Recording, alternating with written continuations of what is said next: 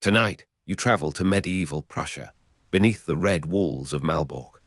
On 15 July 1410, beneath a warm summer sky near the villages of Grunwald and Tannenberg, the Teutonic Order met the armies of Poland and Lithuania.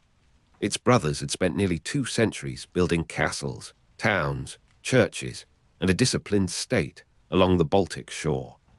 To understand how that northern state came into being, you first travel south to the Levantine coast. In 1190, you are standing beside a hospital tent as the Third Crusade advances toward Acre. Salt wind moves inland from the sea, carrying the sharp smell of brine, sweat, horse leather, and distant cooking fires. Around you, canvas shelters lean upon wooden poles, their ropes darkened by dust and hands. Lamps burn beneath the awnings, and their smoke gathers in the warm air before drifting through gaps in the cloth. German merchants from Bremen and Lübeck have brought timber, cloth, provisions, and money to the siege, but their commerce has taken on another purpose. They carry water to the wounded. They purchase linen. They arrange beds beneath the canvas. You hear German voices mingling with French, Latin, Arabic, and the rough calls of soldiers moving past the enclosure. The city of Acre lies close ahead, its walls pale beneath the hard eastern light. From the battlements, stones and arrows descend at irregular intervals. Beyond the camp, the sea lifts and falls beneath a pale sky, while ships wait in the harbor with their sails furled. The hospital is neither grand nor permanent. It is a temporary shelter made from canvas, rope, timber, and human patience. Yet within this narrow space, amid lamp smoke and salt wind, a new brotherhood begins to take shape.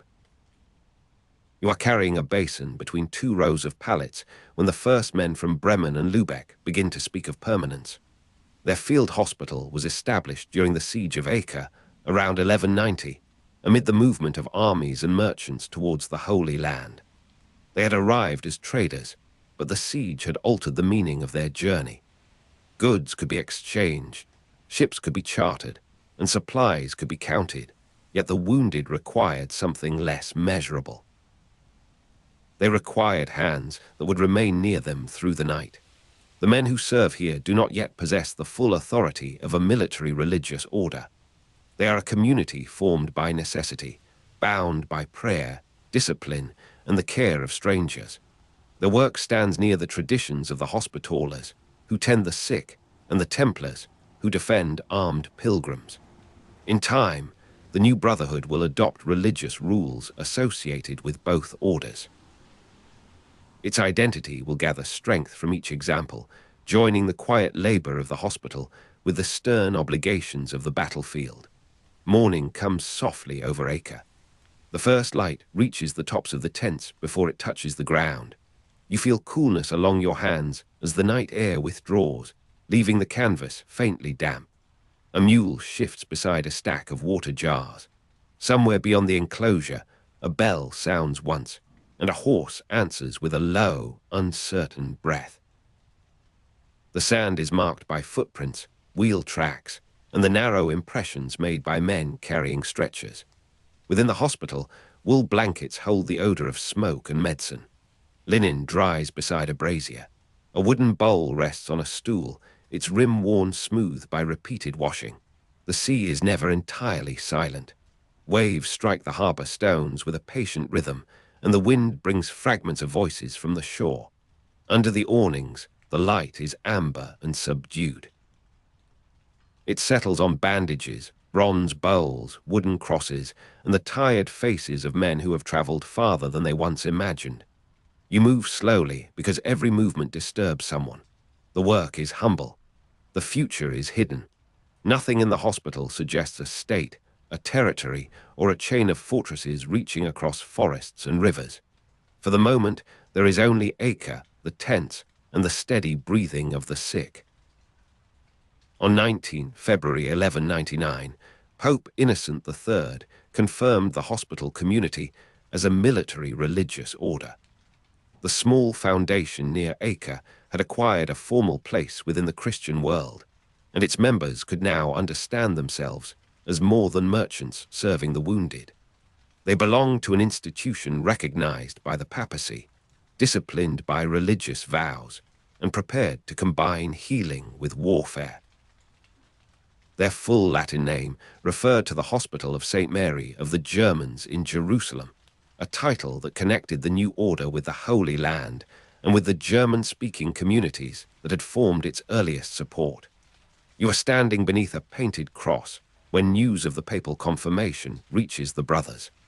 The words arrive in Latin, carried through correspondence, memory, and repeated explanation. Around you, the hospital continues its ordinary labor. A servant changes a water jar. A priest bends over a pallet. A knight waits beside the entrance, his sword hanging beneath a cloak. The formal document does not alter the heat, dust, or noise of Acre, but it changes the horizon. The community now possesses a history that can be written, privileges that can be defended, and a name that can travel far beyond the shore. The title sounds distant when spoken aloud. Hospital of St. Mary of the Germans in Jerusalem. Its syllables seem to contain stone streets, domes, chapels, and the long roads of pilgrimage. Yet the brothers remain among canvas tents near Acre, where the Levantine wind presses against the ropes and lifts the edges of the awnings. Their identity is both local and expansive. It belongs to a particular hospital, but also to the universal language of Christendom. It is German in origin, Jerusalemite in memory, and military in its obligations. During the 13th century, the order maintained houses and operations in the Holy Land, the Mediterranean, the Holy Roman Empire, and Transylvania.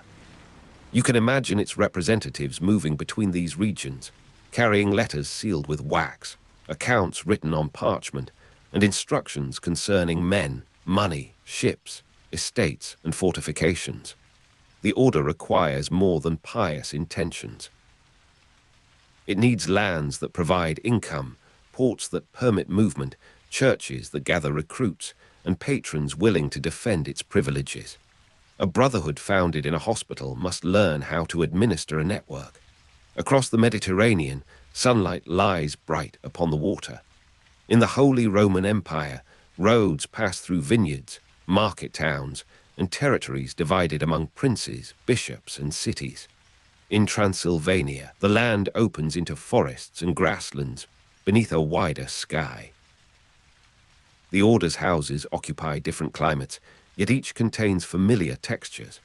Woolen habits brush against wooden benches, quills scratch across accounts, iron keys turn in heavy locks, grain is measured, horses are inspected, lamps burn late beside maps and letters, while rain taps against shutters or warm air enters through open arches. The Holy Land remains central to the order's imagination, but the 13th century brings a changing balance of opportunity. The Crusader states grow vulnerable. Their fortresses require reinforcements, their roads require protection, and their coastal cities depend upon fragile alliances. Far to the north, a different frontier waits beyond the familiar routes of the Mediterranean. Prussia lies along the southeastern Baltic, between the Vistula and the Nemunas, where rivers spread through marshes and forests reach towards a cold sea. You are far from Acre now, though the memory of its salt wind travels with the brothers. Beneath your boots, the ground has become dark and wet. Timber bridges cross northern rivers, their planks slick beneath the rain. Water gathers in the hollows beside the road, reflecting black branches and broken patches of grey sky. The air smells of pine, peat, wet bark, and horse sweat. Woolen cloaks grow heavy around your shoulders. Iron harness creaks whenever a horse turns its head. The cold finds the spaces between glove and sleeve. The Prussians are a Baltic people, with a language and culture different from those of the later German-speaking settlers who will enter their lands. Their villages and fortified settlements are shaped by local customs, alliances, and long familiarity with the rivers and woodland. To you, the landscape may appear empty at first, but it is not. Paths run beneath the trees. Boats move along the waterways. Fields lie beside settlements protected by earthworks, timber and ditches. Smoke rises where people cook, forge iron, dry fish, and warm themselves against the northern weather. The order enters Prussia in 1230 under the leadership of Hermann Balck. His arrival follows an invitation from Duke Conrad of Masovia, who seeks assistance in campaigns against the Prussians. Conrad's lands lie south of the frontier, exposed to raids and uncertain borders. He requires experienced fighters, but the order sees more than a military contract. The invitation offers a theater in which armed force, religious authority, settlement, and territorial rule may be joined together. You are approaching the frontier with Hermann Balck and the first groups of brothers, servants, interpreters, and armed retainers. The road narrows between stands of pine. Branches release cold drops onto your hood. In the distance, a river moves beneath mist, and a wet timber bridge bends slightly under the weight of carts. Men lead horses by the bridle, while iron fittings knock softly against leather. No trumpet announces the crossing. The sound is smaller than that. The creak of wheels, the splash of hooves, and the subdued murmur of people entering a landscape whose names are not yet familiar. Conrad of Masovia has opened the way, but he cannot determine what the order will become. His invitation is practical and perhaps urgent. The brothers interpret it through the larger traditions of crusading. The Prussian frontier can be described as a place where Christianity requires defense, where conversion may be encouraged by force, and where the papacy can authorize armed service. The language of crusade gives a local conflict an international meaning. Men from distant lands can be summoned. Donations can be collected. Privileges can be confirmed. The frontier can be placed within the same moral geography as Jerusalem. Rain moves steadily across the northern plain. It darkens the wool of cloaks and beads upon the rims of helmets. Pine forests gather on the horizon, their upper branches nearly black beneath the low cloud. In the marshes, reeds bend under the wind, revealing shallow pools where the sky trembles in broken silver. You hear water beneath the bridge, moving against the supporting posts. The smell of wet timber rises around you. A raven calls from somewhere beyond the road, and its voice seems to remain suspended among the trees. The brothers carry crosses, swords, tools, and account books. Their presence is religious, military, and administrative at once. A priest may bless the road. A knight may guard the column. A servant may measure grain. A carpenter may mark the ground for a palisade. The Order's Baltic project will combine conquest, conversion, settlement, and fortress building, though none of these purposes can be separated neatly from the others. A fortress protects a settlement. A settlement feeds a garrison. A garrison supports conversion. Conversion provides a language for further conquest. The first major Baltic base is established at Thorn, modern Torun, in 1231. You stand beside the Vistula as workers unload timber, barrels, iron tools, and sacks of grain. The river is broad and brown beneath the spring sky, carrying branches, foam, and reflections of passing clouds. Thorn offers a position from which the Order can move northward and eastward, while supplies can travel along the river. The place is not merely a camp. It is the beginning of a durable center, a point where military ambition can become territorial administration. The name Thorn is German in the Order's usage, while Torun remains the modern name of the city.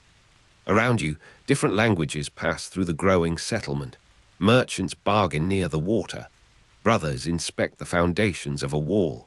Local people watch from a distance, measuring the newcomers by their clothing, weapons, habits, and demands. The timber bridge is slick from rain, and carts leave deep tracks in the soft earth. At dusk, the pine forests darken beyond the river, while lamps appear one by one behind rough wooden shutters. The Order's Baltic wars are presented as crusades authorized by the papacy. This description brings spiritual weight to the frontier and places the brothers within a recognized pattern of Christian warfare. The campaigns are no longer only the defense of Masovian lands or a struggle between neighboring peoples. They become part of a wider cause, connected to Rome, to the memory of Jerusalem, and to the obligations of Christian princes. Papal language does not erase the complexity of the frontier, but it gives the order a powerful justification for expansion. In 1234, Pope Gregory IX confirmed the order's claims in Prussia through the Golden Bull of Rieti. The document strengthened the brothers' position by recognizing their rights and supporting their interpretation of the Baltic enterprise. You can picture the parchment resting upon a table, its seals heavy against the wood. Outside, rain gathers in the courtyard. Inside, a clerk reads the words slowly, while men who have traveled from the frontier listen for the terms that will protect their lands, fortresses, and future. The Golden Bull of Rieti does not sound like a battlefield. Its authority lies in language, seals, witnesses, and the reach of institutions. Yet its effects can be felt in the wet forests of Prussia. A sentence written far away may determine who holds a settlement, who receives land, who gathers taxes, and who may call upon armed assistance. The papacy speaks across distance. The order receives the words, copies them, preserves them, and turns them into claims upon the ground. Winter arrives with long darkness. Snow gathers along the palisades and softens the edges of roads, roofs, and watchtowers. You stand near a gatehouse while men repair a hinge beneath a canvas cover. The iron is cold enough to sting through your gloves. Horses breathe clouds into the air. A sentry shifts inside a woolen cloak, and the leather of his boots is frozen stiff. Beyond the walls, the forest lies silent beneath snow, but the silence contains movement. Branches creak. Water runs beneath ice. Somewhere in the distance, a dog gives a brief warning. The order learns that land, not merely battle, will determine its future. Victory in a single encounter cannot hold a frontier. A river crossing must be guarded. A road must be maintained. A grain store must be filled. A settlement must contain craftsmen, farmers, priests, and families. A fortress must be repaired after rain and reinforced after attack. The brothers begin to imagine Prussia not simply as a place through which armies pass, but as a country that can be organized, populated, and ruled. The work is slow, and it is never complete. Timber decays. Bridges weaken. Earthworks collapse beneath spring floods. A freshly built wall requires a ditch, and a ditch requires labor. Fields must be cleared at the edge of forests, while seeds are protected from animals and weather. German-speaking settlers arrive gradually, bringing tools, customs, and expectations that alter the frontier. The Prussian landscape remains present beneath these changes, shaped by older communities and older names, even as new institutions impose different boundaries. At night, the fortress becomes a small island of warmth. You sit near a fire while wet wool dries in the rising heat. Iron harness hangs from pegs, shining where the flames touch it. A pot simmers above the coals, releasing the smell of grain, onion, and salt. Rain strikes the roof in an even pattern. Through a narrow opening, you see darkness beyond the wall and the faint movement of a guard carrying a lantern. The pine forest has disappeared into the night, though its resinous scent remains upon the air. The order's authority expands through a mixture of force and formality. Brothers command garrisons. Clergy establish churches. Settlers receive plots. Merchants follow the roads. Local communities negotiate, resist, adapt, or retreat. A frontier state grows through countless decisions, each one small enough to seem temporary. A bridge is repaired. A charter is issued. A watchtower is raised. A field is marked. A message is sent to Rome. Over time, these acts form a pattern, and the pattern begins to resemble government. The old connection with Jerusalem remains visible in the order's name and memory. The Hospital of St. Mary of the Germans in Jerusalem still belongs to the story, even when the brothers stand beside the Vistula under a northern sky. Their banners carry an eastern past into a Baltic future. The rules associated with the Hospitallers and Templars continue to shape discipline, prayer, and military service. A man may have entered the order imagining the Holy Land, only to find himself guarding a bridge in Prussia beneath cold rain. The road from the Levant to the Baltic is measured not only in miles, but in changes of light. Near Acre, the air is bright, dry, and salted by the sea. Near Thorn, clouds gather low above dark rivers and pine forests. In the Holy Land, canvas hospital tents breathe in the hot wind. In Prussia, timber walls absorb rain, and woolen cloaks hold the smell of smoke. Yet the order recognizes familiar necessities in both places. Men require shelter. Roads require protection. Supplies must be counted. Authority must be made visible.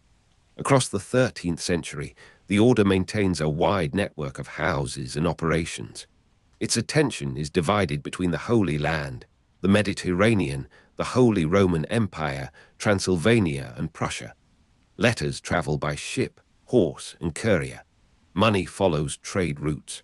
Brothers are transferred from one house to another. News from the east arrives slowly in the north, while reports from Prussia return to patrons who have never seen the Baltic shore.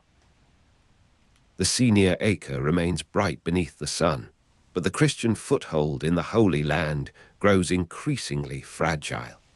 The Crusader states have lost ground, and the Mamluks press towards the remaining coastal strongholds. The Order's eastern possessions require defense, yet the political world around them is narrowing. Each year, the Baltic becomes more important because the Holy Land becomes less secure. A new frontier cannot replace Jerusalem in memory, but it can offer land, power, recruits, and a future. You are standing on a quay in the Mediterranean when a messenger brings news from Acre. The harbour stones are warm beneath the afternoon light. Ropes lie coiled beside warehouses, and gulls circle over the water. The message is read quietly. Acre has fallen to the Mamluks in 1291, ending the main Christian foothold in the Holy Land. No single sound marks the event. Ships continue to move. Porters continue to carry their loads. The sea continues its measured breathing against the quay. The fall of Acre changes the meaning of the Order's geography. Jerusalem has long stood within its name, prayers, and founding memory, but the practical center of gravity now moves northward. The Baltic theater, once a distant frontier, becomes the Order's most promising field of action. Prussia offers space for fortresses, settlements, and political consolidation. The Order can no longer rely upon a permanent Christian bridgehead in the Levant. It must build its future among northern rivers and forests. Along the Baltic, the air is cold and heavy with rain.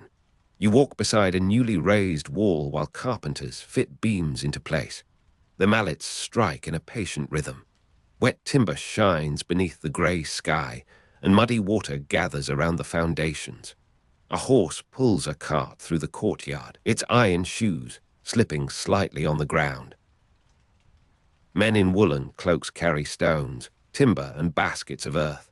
At the edge of the settlement, smoke rises from low roofs, and beyond them the pine forests darken as evening approaches. By the end of the 13th century, the Order's strategic center has shifted decisively towards northeastern Europe. The change is gradual when seen from within a single day. A new wall rises, a bridge is strengthened, a settlement receives a charter, a shipment arrives from the empire. A papal confirmation is copied into the archives, yet the accumulated effect is unmistakable. The Order that began beside a hospital tent near Acre is becoming a territorial power in Prussia. The name of Hermann Balk remains connected with the first entry into Prussia in 1230. The name of Conrad of Masovia remains connected with the invitation that opened the frontier.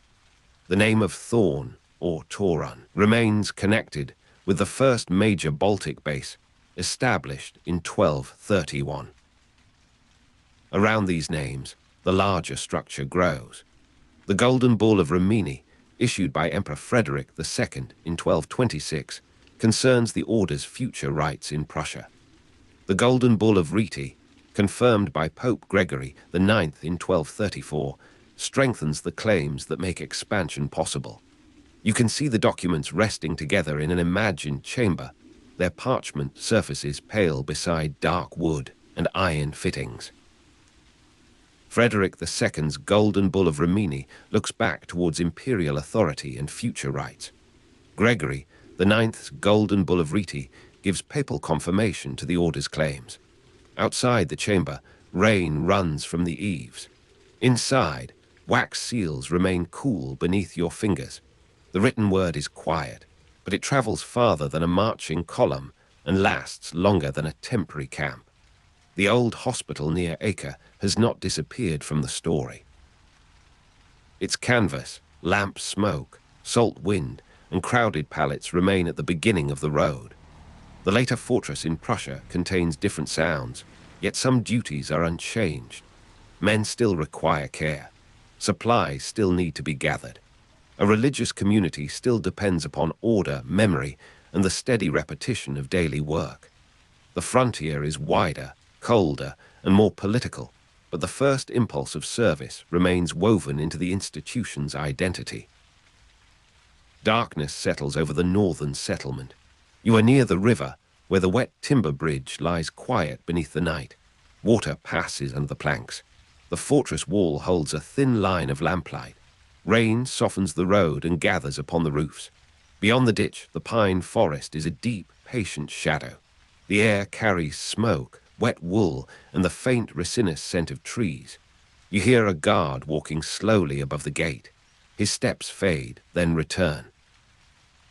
Somewhere inside the walls, a chain moves against iron. A horse shifts in its stall. The river continues beneath the bridge, unseen but steady. Thorn lies close by, and Prussia stretches into the darkness beyond it. Acre is far away now. Jerusalem belongs to memory. The wind passes over the water. The lamps burn lower. Your cloak is heavy with rain, and the timber beneath your hand is rough, cold, and damp. The fortress rests around you. The forest rests beyond it. Between them, the river moves quietly towards the Baltic. The river continues beneath the bridge, unseen but steady, while Thorn lies close beside the darkness of Prussia. Your hand remains upon the wet timber, and the forest gathers beyond the palisade. Across the water, peat smoke drifts slowly over a timber wall, thinning among the birches before settling above the roofs. Frozen reeds whisper at the river's edge, while damp leaves cling to the black mud beneath your boots. Horse moves in the darkness, its hooves making a hollow sound upon the hard ground. Somewhere behind you, a chain touches iron, then becomes still. The air carries the mineral scent of rain, mingled with wood smoke and the cool breath of the river. No single light reaches far into the trees, and the forest seems to possess its own patient darkness, older than every road and settlement. You stand between the fortress and the wilderness, with the Baltic somewhere beyond the unseen bends of water. The conquest of Prussia unfolds mainly during the 13th century, across a country divided among tribal territories rather than governed by one central monarchy. You move through a landscape where each district possesses its own leaders, customs, sacred places, and memories of former agreements. No single royal court commands every village, and no unified army waits beneath one banner. The Order therefore meets many Prussias, each answering danger according to its own interests. Some communities negotiate, some withdraw into marshes and forests, while others gather warriors when a neighboring territory has been attacked. The absence of a single monarchy makes conquest possible in stages, yet local independence allows resistance to continue after one district has submitted. The wars become a long sequence of encounters, truces, rebellions, and carefully worded submissions. The first strongholds appear as islands of masonry within the wooded frontier, though many begin with humbler materials. You pass a palisade of sharpened trunks, where earth has been heaped against timber, and a narrow gate stands above the road. Beneath the wall, wet leaves shine in the dimness, and birch bark curls pale against the dark forest floor. Peat smoke moves through the enclosure, finding its way beneath doorways and between rough beams. A fire burns beside a watch platform, sending sparks into air heavy with rain. Beyond the ditch, the road is only 2 muddy tracks, bordered by alder and willow. The river carries broken reflections of the fort, while a boat knocks gently against its landing. At the edge of the clearing, red clay bricks cool beside a kiln, waiting for walls that will rise higher than the palisade. You follow the Order's advance from Chelno land, which serves as an important base for the campaigns. From this western district, roads and rivers lead towards the tribal territories farther east, carrying men, animals, provisions, tools, and written instructions. The landscape is measured in crossings and clearings rather than distant frontiers. A fortified house can protect a bridge, shelter a garrison, and provide a place where an expedition gathers before moving into hostile country. The Order builds such houses to secure river crossings, roads, and newly conquered districts. Early strongholds commonly used timber and earth, because forests provide material quickly and campaigns cannot wait for permanent walls. In time, these structures are replaced or enlarged in brick and stone, giving the frontier a more enduring shape. You walk along a road where cart wheels have pressed deep grooves into softened ground. Rainwater occupies each hollow, reflecting branches and the grey brightness of the sky. The scent of birch bark rises from a stack of cut timber, while wet leaves soften the edges of every footstep. From a nearby yard comes the slow breathing of oxen, and beyond the gate, a black horse stamps upon frozen earth. The palisade creaks whenever the wind turns against it. Within the settlement, a hammer strikes metal at measured intervals, each sound fading beneath the trees. New bricks beside the kiln retain a muted warmth, although their surfaces have begun to cool and harden. You feel the dampness of the road through your boots, and the forest presses close on either side. As the Order establishes itself, military occupation begins to resemble administration. You see a house of the Order standing above a crossing, with a chapel, storehouse, stable, and narrow chamber for written records. From this place, a small religious community directs a surprisingly wide territory. The castles allow relatively small communities to control districts far larger than the walls themselves. A commander can send riders along the roads, receive tribute, arrange supplies, judge disputes, and summon armed men when surrounding villages become unsettled. The fortification is therefore both refuge and instrument. It holds the river, the road, the fields, and the memory of an imposed authority. Around it, a conquered landscape slowly becomes a network of commanderies, parishes, settlements, and routes leading towards the Baltic.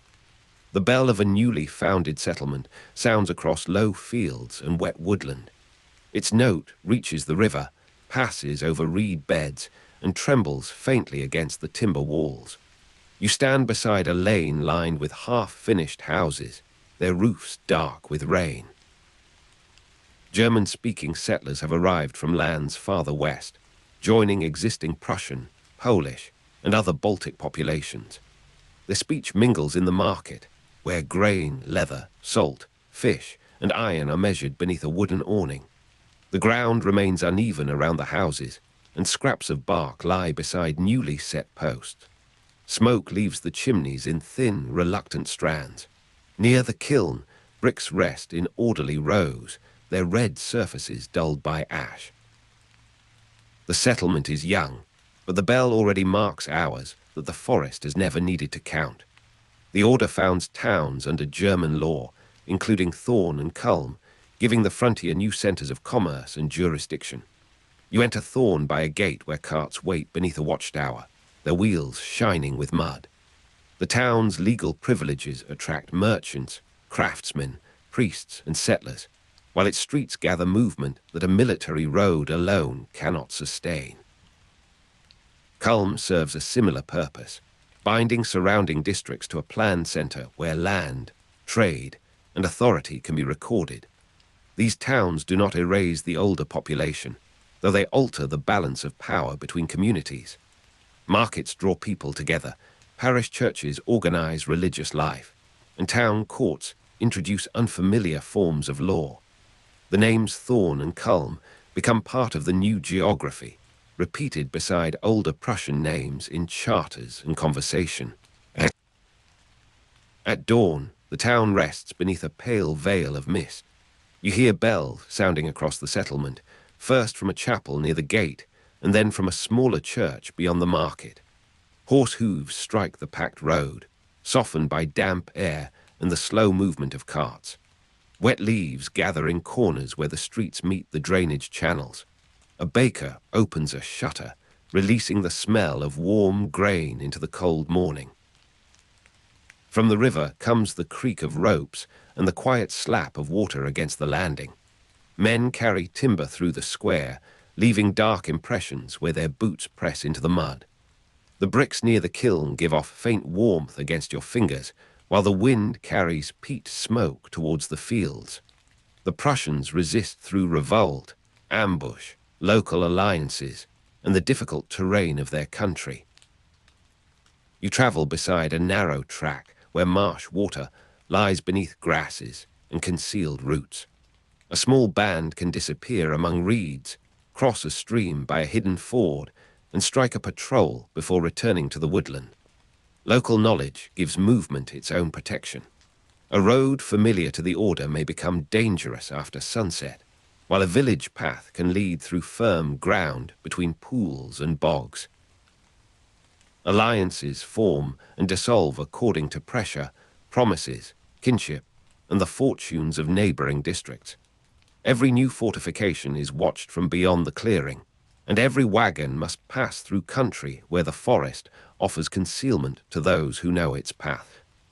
The Second Prussian Uprising begins in 1260, after the Lithuanian victory over the Teutonic and Livonian forces at Derb in the same year.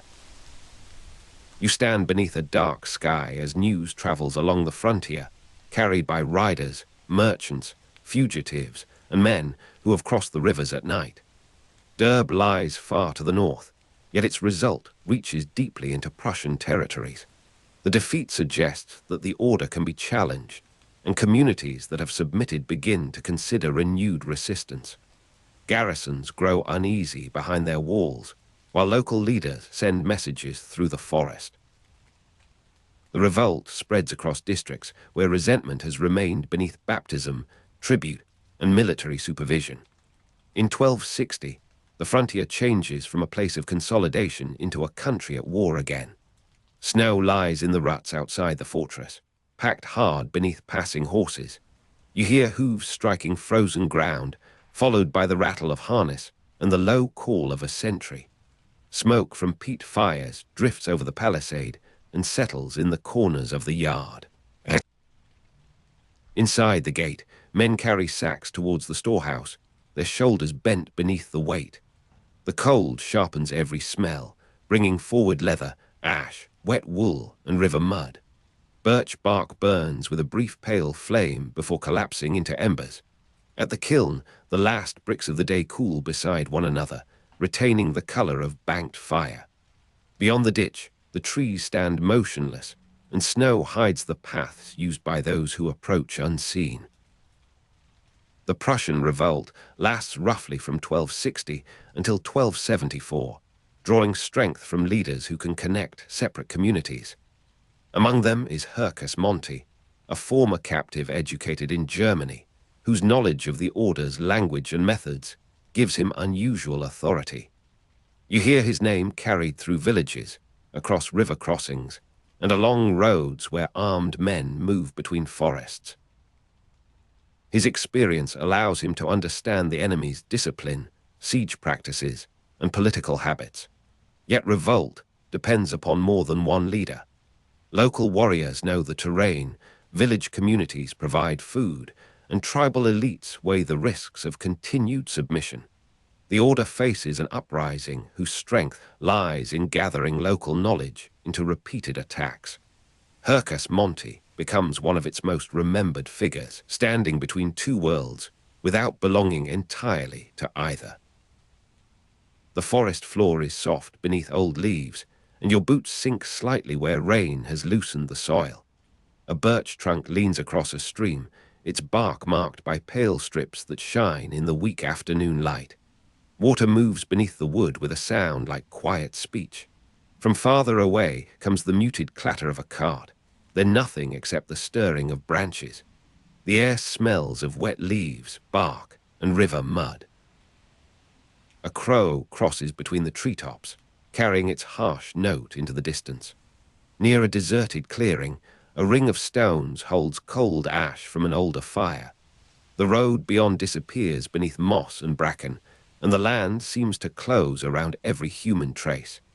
The Order answers rebellion with siege warfare, resettlement, religious administration, and new fortifications. You approach a settlement whose outer houses have been burned or abandoned, while a newly raised earthwork guards the road beyond them. Siege engines are brought against stronger places, and garrisons are reinforced where crossings have become vulnerable. Communities that resist may be displaced, subordinated, or absorbed into the Order's settlement system. Others retain local elites and customary practices after submission, provided that tribute, obedience, and Christian observance can be maintained. The result is uneven, changing from district to district. Conquest does not produce one uniform arrangement because the Order must work with different populations, landscapes, and local bargains. Every settlement carries traces of both endurance and alteration. You pass through a village where older customs remain visible beside signs of new authority. A carved post stands near the edge of a field, while a small wooden chapel occupies the center of the houses. Women carry baskets along a path darkened by rain, and a child watches from beneath a low roof. Peat smoke hangs close to the ground, turning the morning light brown and soft.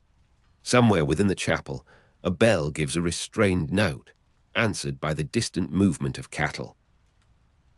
The timber walls are rough beneath your palm, polished in places by many hands. At the edge of the village, a newly dug ditch holds water reflecting the bare birches. The old and new arrangements exist together without becoming entirely peaceful. Christian baptism and parish organization accompany military occupation, giving religious structure to the territory held by the Order. You follow a priest along a road where small bridges cross drainage channels and streams. A parish church gathers households into a recognized community, while baptism marks a new relationship with the faith supported by the castle. Registers, chapels, tithes, and feast days extend administration beyond the walls of the fortification. The church is not separate from Conquest, because its organization depends upon roads, protection, and the authority of the Order. At the same time, parish life creates places where families can remain, settle disputes, bury their dead, and exchange news. The landscape gains a new rhythm of bells, processions, fields, and written obligations. Rain has stopped, although drops continue falling from the branches whenever the wind shifts. You walk past a churchyard enclosed by a low fence of split timber.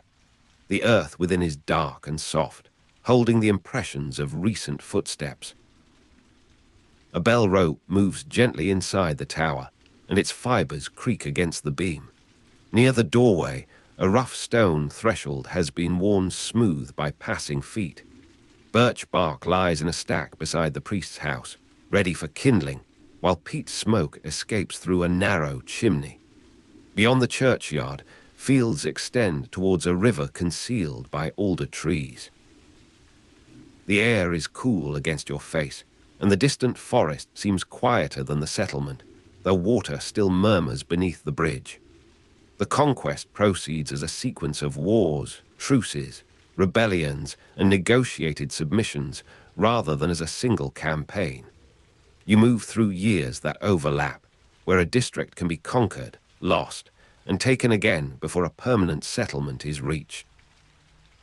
A treaty may hold for several seasons, while a marriage, death, drought, or distant defeat alters the balance between communities. The Order's officials write agreements into charters, but the forest preserves other memories in paths, ruins, and abandoned fields.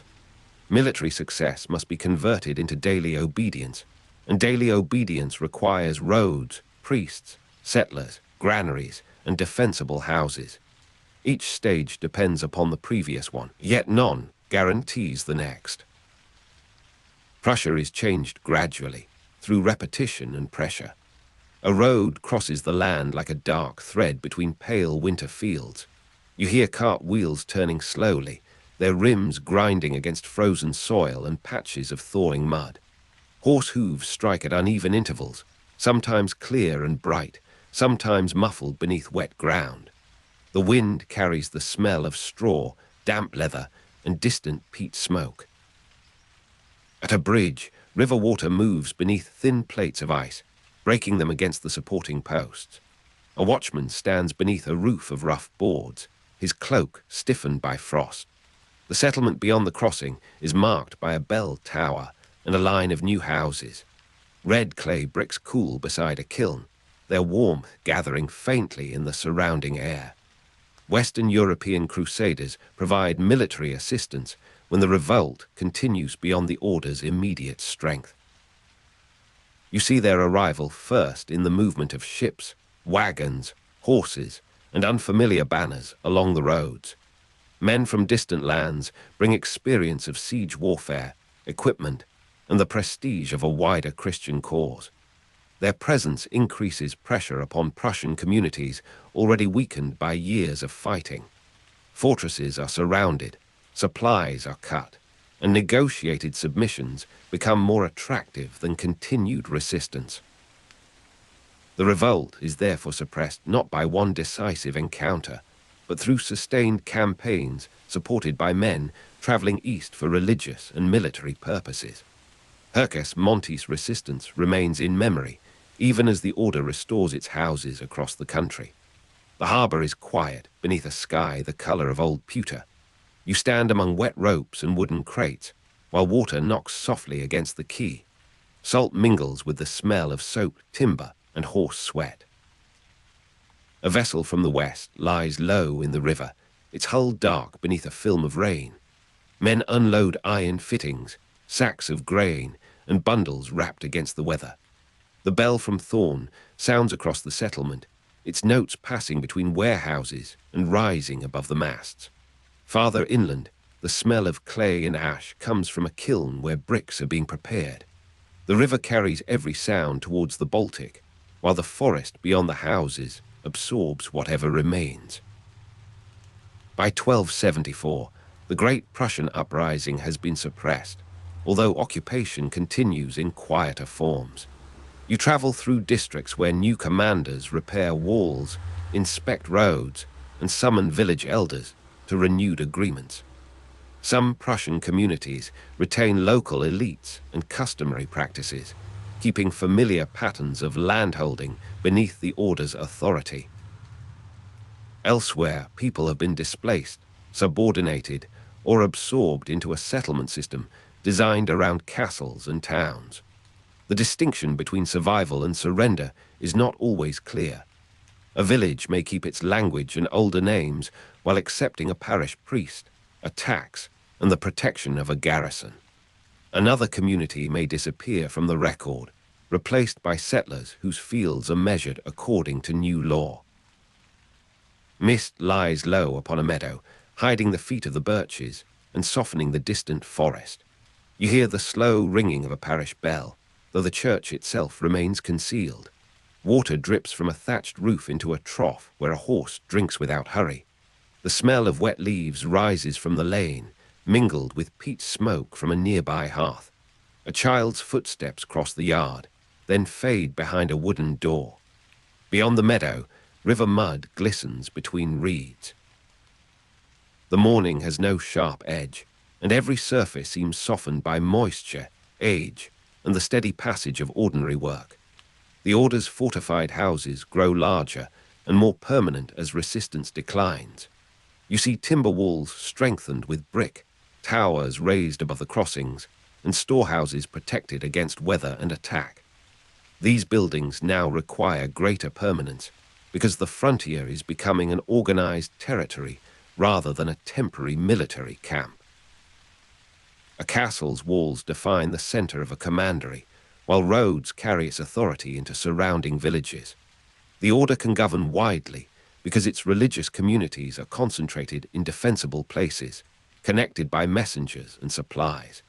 A garrison need not occupy every settlement when the castle controls movement between them. The network becomes stronger than any individual house. The brick kiln glows beneath a low shed, and red clay bricks rest nearby in long, cooling rows. You place your hand above them without touching, feeling faint warmth rise into the evening air. Ash clings to the ground, where footprints overlap the marks left by carts. A mason's tools lie beneath a board, their iron edges dark with moisture. In the distance, hooves pass over a bridge, and the sound reaches you through the quiet as gentle, repeated tapping. Peat smoke drifts between the buildings, carrying the scent of damp earth. Behind the kiln, birch bark curls from a stack of fuel. The new walls hold the day's warmth for a little while, although night is already gathering among the trees. By about 1283, the major phase of the Prussian conquest is generally considered complete. You stand upon a road that now runs between castles, parishes, towns, and cultivated fields, where earlier paths faded into marsh and woodland. The land has not become peaceful in every corner, but the order possesses the institutions needed to maintain control. Thorn and Culm anchor trade and law, while commanderies direct military and administrative work. Churches mark the organization of villages, and settlers from German-speaking lands live among Prussian, Polish, and other Baltic populations. The conquest has become a landscape rather than an expedition. Its results are visible in walls, bells, roads, charters, fields, and the changing names of places. Evening settles over the fields, turning standing water into dark strips of reflected sky. You hear bells sounding from more than one settlement, each tower answering the last across the softened distance. A cart rolls towards Thorn, its wheels heavy with mud and its horse breathing visibly in the cold. Along the roadside, wet leaves gather against stones, marking the boundary of a parish. Peat smoke rises from clustered roofs, while the river carries a deeper scent of silt and rain.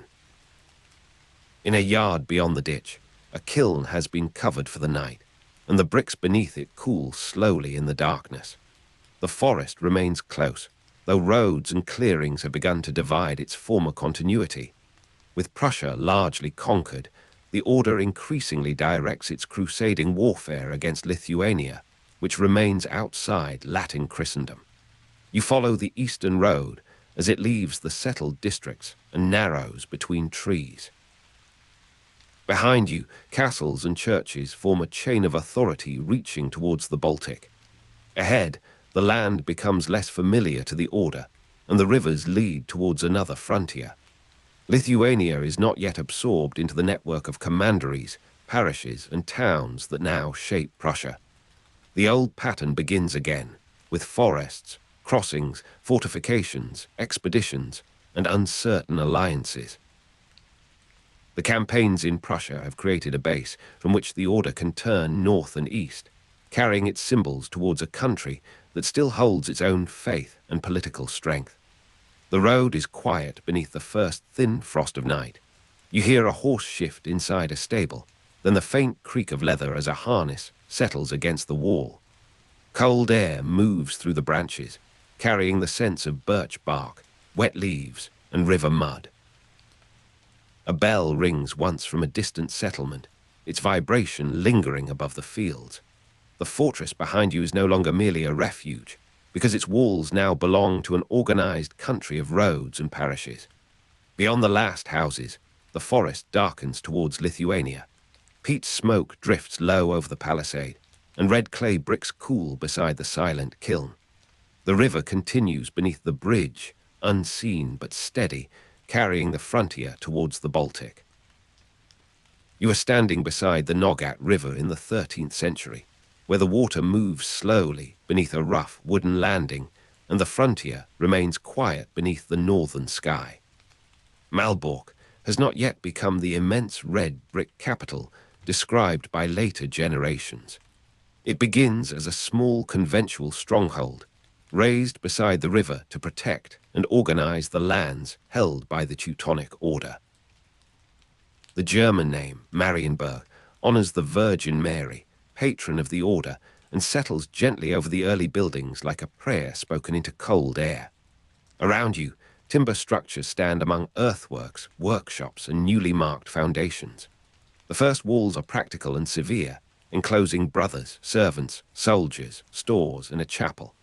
Malbork is already more than a noble residence, because its life is shaped by rule, worship, military duty, and administration. A pale morning gathers over the Nogat, turning the river to a long strip of pewter beneath low clouds. Water touches the wooden landing with a soft, regular sound, while ropes creak against mooring posts darkened by damp. The air carries wet earth, river reeds, and fresh-cut oak from the building yard. Beneath your fingers, the rough timber feels cold and slightly swollen from the night mist. Near the foundations, lime mortar rests in shallow troughs, white against the red clay of the ground. Brick dust clings to workers' hands and gathers in the creases of their sleeves.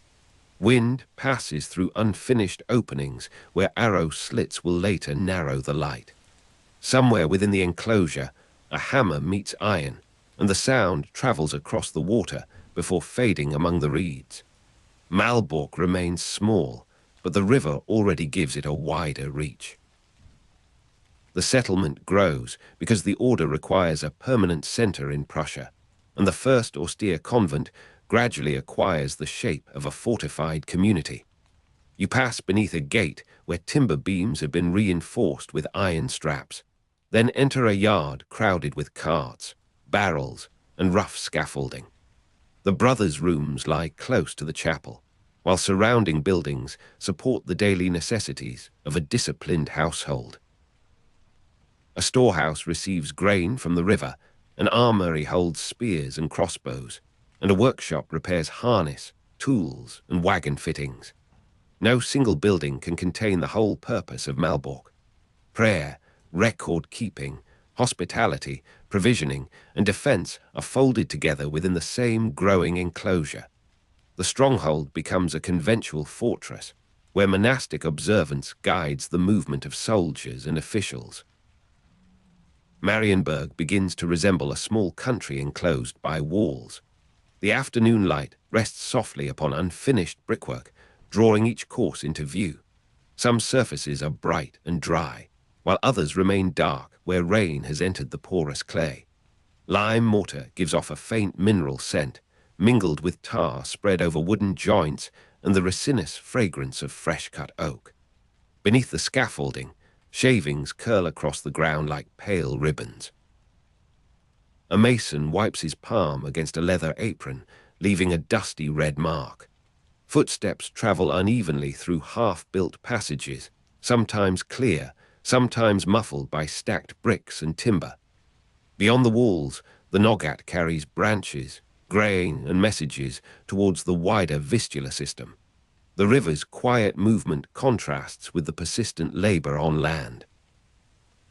Each boat arriving at the landing brings materials, food, or news, and each departure carries Malbork farther into the Order's network. As the 13th century advances, the fortress expands through walls, towers, controlled gates, and defensive passages that make approach increasingly difficult. You move through one courtyard and find another beyond it, each enclosure narrowing a traveler's choices and delaying any hostile force. Moats divide the stronger parts of the complex, while bridges can be watched from towers and closed behind heavy doors. The design does not depend upon a single massive wall. Its strength lies in layers, repeated thresholds, and the careful arrangement of height, water, stone, timber, and iron. The castle is shaped as much by movement as by masonry. A visitor may see only a gatehouse, but behind it lie further gates, guarded yards, covered walks, and rising walls. Malbork is becoming a fortress that asks every arrival to proceed slowly, visibly, and under observation. The wind enters through narrow openings and slips along the inner faces of the walls, carrying river water into the courtyards. Arrow slits hold thin blades of brightness, and the surfaces around them feel cool beneath a resting hand. Moisture darkens the lower courses of brick, while higher sections retain the warm color of baked clay. In the moat, reeds bend together and separate again as the air passes over them. Wooden wheels leave shallow tracks in the mud, and a cart axle groans beneath sacks of grain. The landing receives the slow bump of a barge, followed by the dull knock of a pole against the riverbed. Within the fortress, a bell marks the hour, and footsteps answer from somewhere beneath a vaulted ceiling. Brick dust, lime mortar, tar, and oak mingle into the ordinary scent of construction. During the 14th century, Malbork is substantially enlarged and embellished, and the small frontier convent rises into a monumental red brick capital. You enter the high castle first, where the oldest and most disciplined part of the complex gathers around conventual life. The high castle contains the convent, chapel, cloister, and communal rooms in which brothers eat, pray, sleep, and conduct their regulated days. Its architecture remains austere, though its height and order give enclosed life a solemn grandeur. Beneath the chapel, foundations carry the weight of generations still to come. The cloister joins separate rooms into one continuous circuit, allowing movement without exposing every passage to the weather. Here, the fortress is not merely occupied by religious men. It is organized around their rule, and that rule gives the stronghold its inner structure. Malbork's heart is both military and monastic. Within the high castle, light falls in quiet rectangles across worn paving and plastered walls. The cloister receives footsteps from several directions, so that a single brother crossing the passage seems accompanied by faint, distant echoes. The air smells of beeswax, damp brick, and the clean bitterness of winter entering beneath a door. Near the chapel, polished wood catches a muted gleam, while iron hinges show dark marks where hands have touched them over many seasons. The courtyard garden lies dormant beneath a thin veil of frost. Bare branches cast narrow shadows against the walls, and a small drain carries rainwater towards the moat. When the wind strengthens, it passes through the cloister arches and stirs the edge of a hanging cloth. Beyond the roofs, the Nogat remains unseen, though its slow presence is felt in the dampness of the air. From the high castle, you descend towards the middle castle, whose buildings express Malbork's increasing power and the administrative reach of the order. The middle castle includes the Grand Master's Palace and the Great Refectory, rooms made for authority, ceremony, hospitality, and public display. You cross a passage where officials carry bundles of documents, then enter a hall large enough to receive envoys from distant territories. The Grand Master's residence connects with offices, chambers, and service spaces, allowing government to proceed beside domestic routine. The Great Refectory rises above the courtyard with a large vaulted interior, suitable for meals, ceremonies, and assemblies. Here, conventual discipline meets the theater of state. A meal may be communal observance, yet it may also receive guests, mark a feast, or affirm the order's dignity before foreign visitors. Marienburg has begun to speak through space. Inside the Great Refectory, the vaulted ceiling gathers every small sound and returns it with softened edges. A chair moved across the floor produces a long wooden murmur, while voices settle beneath the ribs of the vault and seem to hover above the tables. Tall windows admit cool northern brightness, and colored glass gives certain patches of light a faint blue or amber tint. Lime plaster feels smooth beside the rougher brick of an exposed arch. Timber tables carry shallow scars from knives, bowls, and years of careful use. The room smells of bread, smoke, wool, and polished wood, with river damp entering through the stonework. When wind reaches the outer walls, it moves through narrow openings and trembles against the shutters. The great refectory remains ceremonial even when empty, because its proportions retain the memory of gatherings. Beyond the middle castle lies the outer bailey, spread across the working edge of the fortress and filled with the practical machinery of a self-contained world. You walk between workshops where carpenters shape beams, smiths repair weapons, and leatherworkers soften hides beside low fires. Storage buildings hold grain, salt, timber, fodder, and barrels of supplies needed during winter or siege. Military structures stand near the defensive walls, keeping horses, armor, engines, and trained men close to the gates. The outer bailey contains workshops, stores, military buildings, and defensive structures, though its disorder is only apparent. Every activity supports the endurance of the larger complex.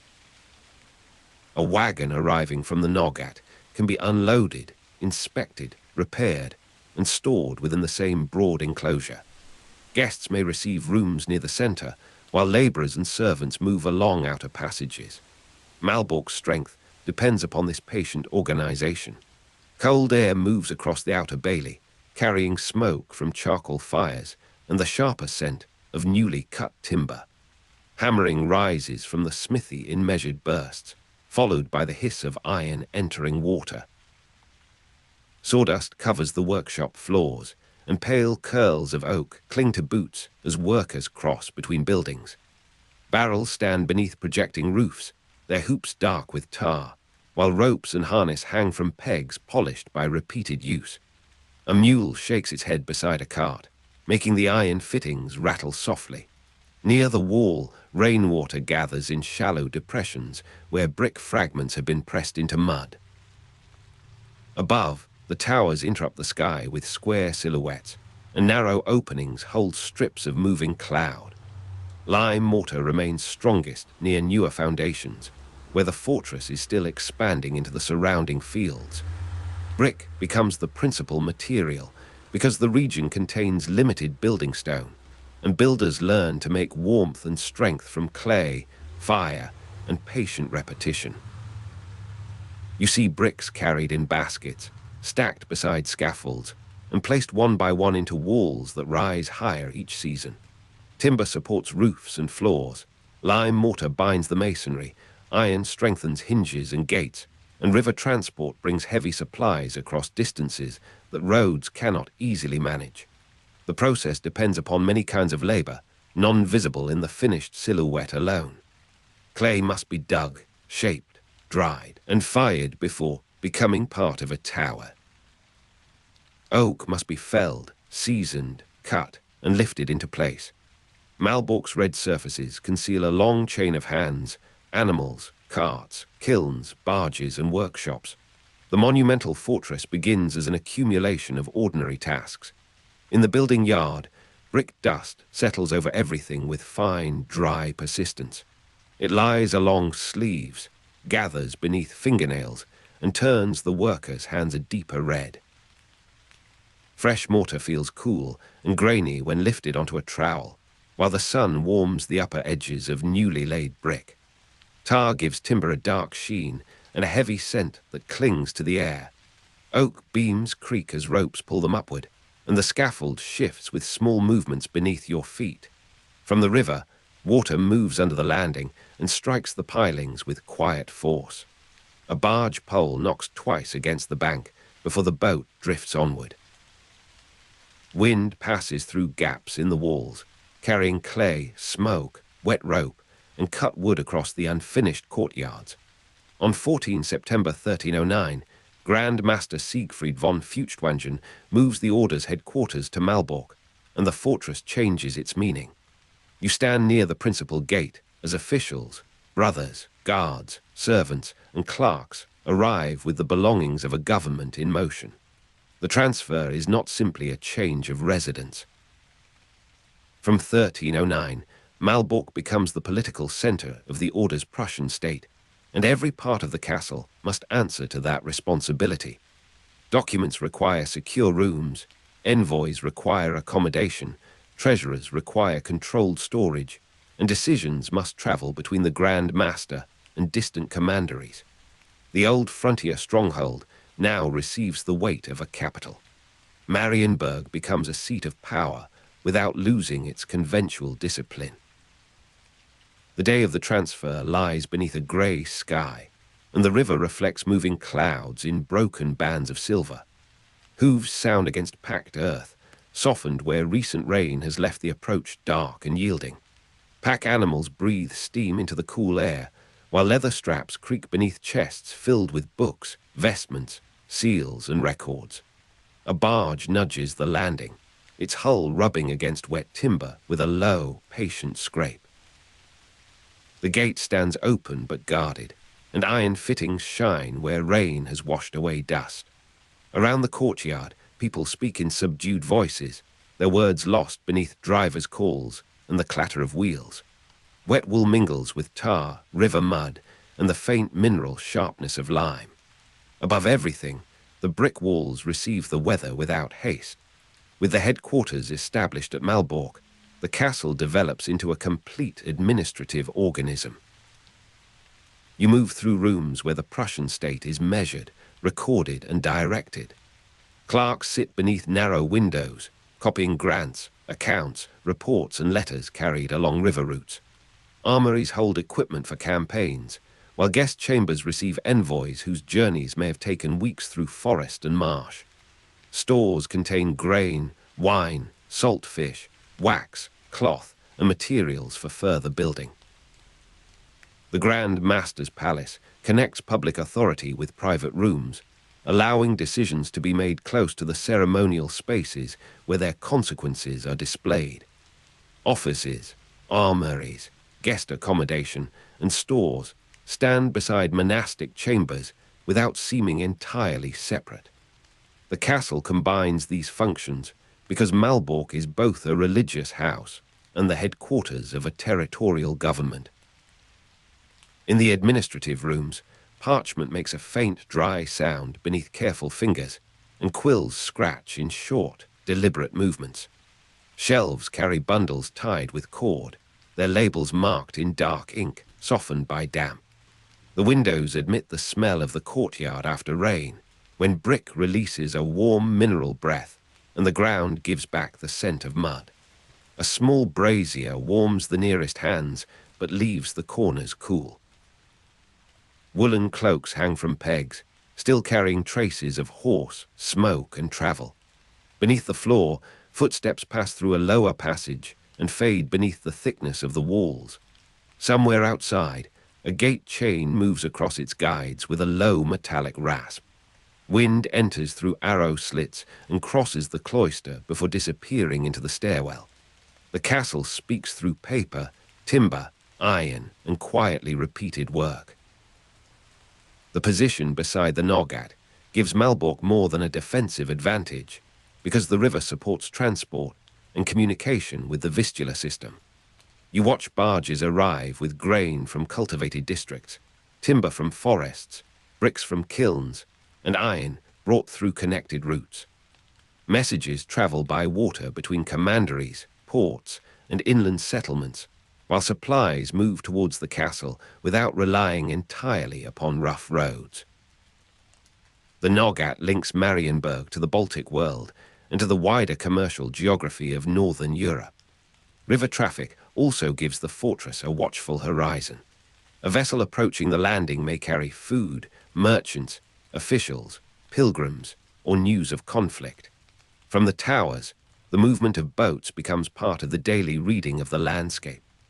Malbork stands beside the river as a capital built upon communication, its walls strengthened by water's quiet persistence.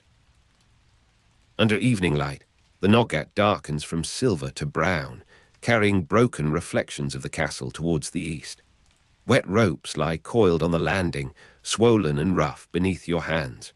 A barge rests against the pilings, its deck smelling of damp grain, river weed, and tarred wood.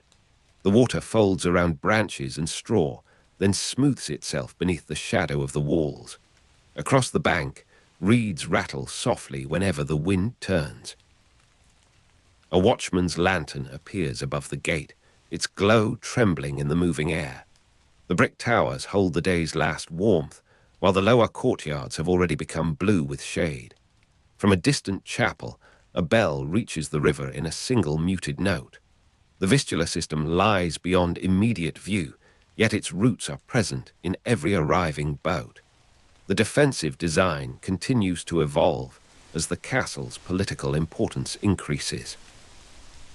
You enter a sequence of walls, towers, moats, gates, and layered courtyards designed to control every approach. A visitor passes from one enclosure to another beneath the attention of guards stationed above. The main gate can be defended from several directions, and the walls are arranged so that an attacker cannot move freely inside the outer works. Water-filled ditches interrupt the ground, while bridges create narrow points where movement can be observed and restricted. Towers provide height for sentries, storage, and weapons, but they also divide the fortress into recognizable stages. The design combines protection with administration, because goods and people must be examined without stopping the daily life of the capital. Even peaceful movement follows a military grammar. Malbork's courtyards are open spaces enclosed by caution. The moat holds the smell of dark water, reeds, and decaying leaves beneath the sharper odor of damp brick. Small insects tremble above the surface, while a frog slips from the bank and leaves widening rings behind. Stone steps descend towards a service passage, their edges worn smooth by boots and the dragging corners of barrels. The gatehouse ceiling absorbs the light, and iron rings set into the masonry feel cold against your palm. Beyond the arch, the courtyard opens suddenly, filled with pale sky and the muted red of opposing walls. Wind funnels between the towers, lifting dust from the road and pressing it against the wooden doors. A chain shifts somewhere above, followed by the scrape of a bolt drawn into place. The fortress does not fall silent at dusk. Its sounds become fewer closer and more carefully measured. Among the distinctive structures of Teutonic architecture, the Danska projects beyond the main walls like a separate tower suspended over water and open ground. You approach it along a covered passage, aware that its practical purpose receives the same architectural seriousness as the chapel or palace. The Danska serves as a latrine tower, carrying waste away from inhabited rooms while preserving the cleanliness demanded by communal life. Its position beyond the main walls allows drainage into the surrounding area, and its connection to the fortress remains protected by masonry and controlled access. The structure reveals the practical intelligence within Malbork's grand design. A conventional fortress requires prayers, ceremonies, and government, but it also requires drainage, storage, repair, and hygiene. The Danska gives visible form to an everyday necessity. Even the least celebrated work has a place within the fortress. Below the Danska, the air is cooler and carries water, moss, and old timber. The projecting tower casts a long shadow across the moat, where reeds brush against the current with a dry whisper. Rain has darkened the lower bricks, and thin green growth gathers in the joints nearest the ground. The covered passage feels narrow beneath its beams, with small openings admitting flashes of pale sky. Through one gap, you see water moving below the landing and hear it touch the supports with gentle persistence. The boards underfoot have been worn by countless journeys, their surface polished where boots have passed. A rope hangs against the wall, stiff with damp. Farther inside, the smell changes to lime, dust, and extinguished ash. The Danska stands quietly beyond the walls, reminding you that a great fortress is also a place of ordinary bodies and practical arrangements. The high castle remains the most austere part of Malbork, and you return through its cloister as the brothers assemble for prayer and the evening meal. The chapel contains the vertical movement of Gothic architecture, lifting attention from the enclosed courtyard towards painted surfaces, timber roofs, and narrow windows. Communal rooms gather around it, maintaining the ordered sequence of worship, work, rest, and study. The cloister provides a sheltered path between these spaces, allowing the convent to function through rain, snow, and wind. Here, the political capital remains rooted in religious discipline. A Grand Master may direct armies and receive envoys, yet the daily hours continue to divide the day according to older patterns. Malbork's authority grows from the combination of sacred purpose and administrative command. The High Castle holds the memory of the original convent, even as surrounding buildings become more elaborate and populous. Within the cloister, footsteps echo beneath vaulted passages and soften as they approach the chapel door. A draught moves along the floor, carrying wet leaves from the courtyard and candle smoke from within. The paving stones hold a faint sheen where moisture has entered on sandals and boots. Lime plaster catches the evening light in uneven patches, revealing repairs made across many seasons. The chapel door is heavy, its iron handle cold and smooth from repeated touch. Beyond the arches, bare branches shift against a darkening sky. A bell rope moves slightly in the draught, though no sound follows. The walls gather every breath, rustle, and footfall, returning them in softened form. In the High Castle, quiet is not emptiness.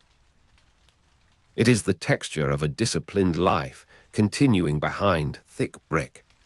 The Middle Castle carries a different atmosphere because its halls are prepared for ceremony, diplomacy, and the visible exercise of authority. You cross from the conventual precinct into rooms where visiting princes, bishops, merchants, and commanders may be received. The Grand Master's palace provides chambers for formal meetings, private deliberation, and residence, while the Great Refectory offers a vaulted setting for meals and assemblies. Banners, tableware, arms, and textiles lend color to the restrained materials of brick, timber, lime, and iron. A feast may affirm an alliance, honor an envoy, or mark the religious calendar. A council may determine troop movements, road repairs, or the distribution of grain. The same walls contain both grandeur and labor. Malbork's Middle Castle makes power legible through scale, access, sequence, and the careful arrangement of rooms. The Great Refectory rests beneath a high vault that turns candlelight into a soft upward glow. Flames move in shallow pools across polished wood, silver vessels, glazed pottery, and red-brown walls. The air holds bread, cooked grain, wax, and woolen clothing drying near a hearth. Along the edges of the hall, shadows gather beneath arches and behind columns. Voices travel towards the ceiling and return without sharpness, forming a low, continuous murmur. A door opens beyond the chamber, admitting a colder breath from the courtyard. Rain taps briefly against the window glass before passing towards the river. The room's large interior remains suitable for meals, ceremonies, and assemblies because its height gives every gathering a measured dignity. Even when tables are empty, the vault seems prepared to receive human voices. The outer bailey works through the night when the castle is fully established, because provisions must be guarded, animals fed, tools repaired, and weapons kept ready. You pass storage rooms where sacks rest against walls and barrels stand beneath heavy beams.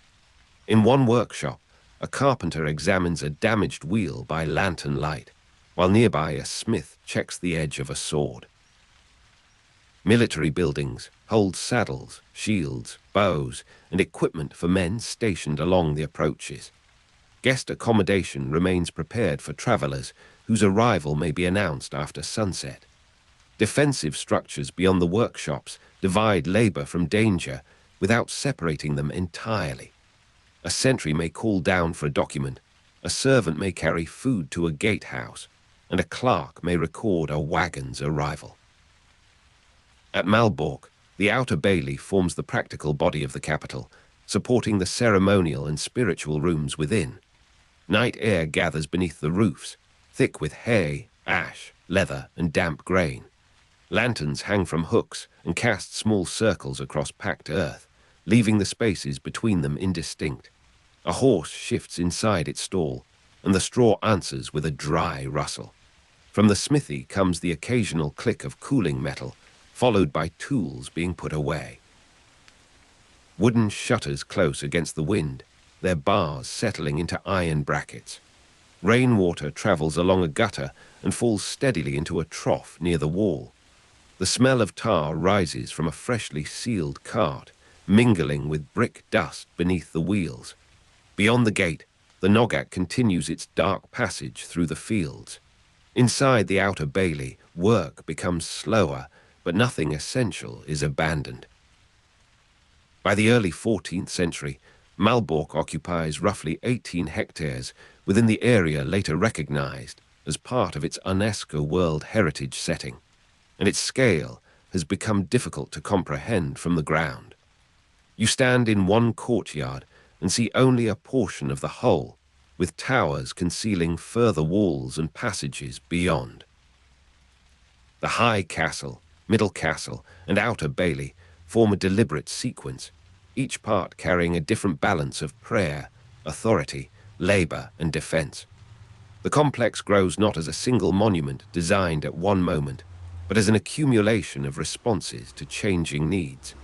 Enlarged walls answer new political responsibilities, improved halls receive greater ceremony, and additional buildings support a larger household. Malbork is widely described as the world's largest brick castle complex, though that description rests upon centuries of construction. The red brick capital has been built by increments, each one widening its reach. From an upper tower, the complex spreads beneath you in layers of roof, wall, yard, and shadow. The Noggat appears beyond the outer works as a dull ribbon, interrupted by sandbanks and reed beds. Smoke rises vertically from a few chimneys, before wind bends it towards the fields. Brick surfaces retain the day's warmth in sheltered places, while exposed parapets feel cold and slightly damp. The air carries distant sounds from the landing, where ropes are gathered and a final cart is guided beneath a roof. A raven crosses above the tower and disappears behind the middle castle. Below, narrow paths join gates and courtyards like threads in a woven pattern. The height reveals the relationship between river, fortress, and settlement, yet the full extent remains hidden behind the architecture. Malbork seems larger whenever you try to see it whole. The building of the fortress draws together materials from many directions, and you move through the supply chain, sustaining its red brick walls. Clay arrives from nearby ground, timber comes from forests, iron travels along roads and waterways, and lime is prepared in kilns where stone or shell is burned into binding powder. Workers unload barges at the Noggat, then carry materials through gates watched by armed men. Masons raise walls, carpenters frame roofs, smiths produce fittings, and laborers clear debris around each new structure. The work proceeds through seasons, pausing when weather, war, or shortages make progress impossible. Brick allows the order to build on a monumental scale in a region with limited building stone. Its practical usefulness becomes an artistic language, because repeated courses create towers, arches, vaults, and facades with a distinct northern character. The kiln yard glows faintly beneath the evening, where embers breathe through layers of ash and cracked clay. Heat lingers near the fire, but the surrounding air remains cold enough to sting your face. Fresh-cut oak gives off a green, resinous scent beside the drying bricks. Lime mortar rests under wet cloth, its surface pale and smooth where a trowel has passed.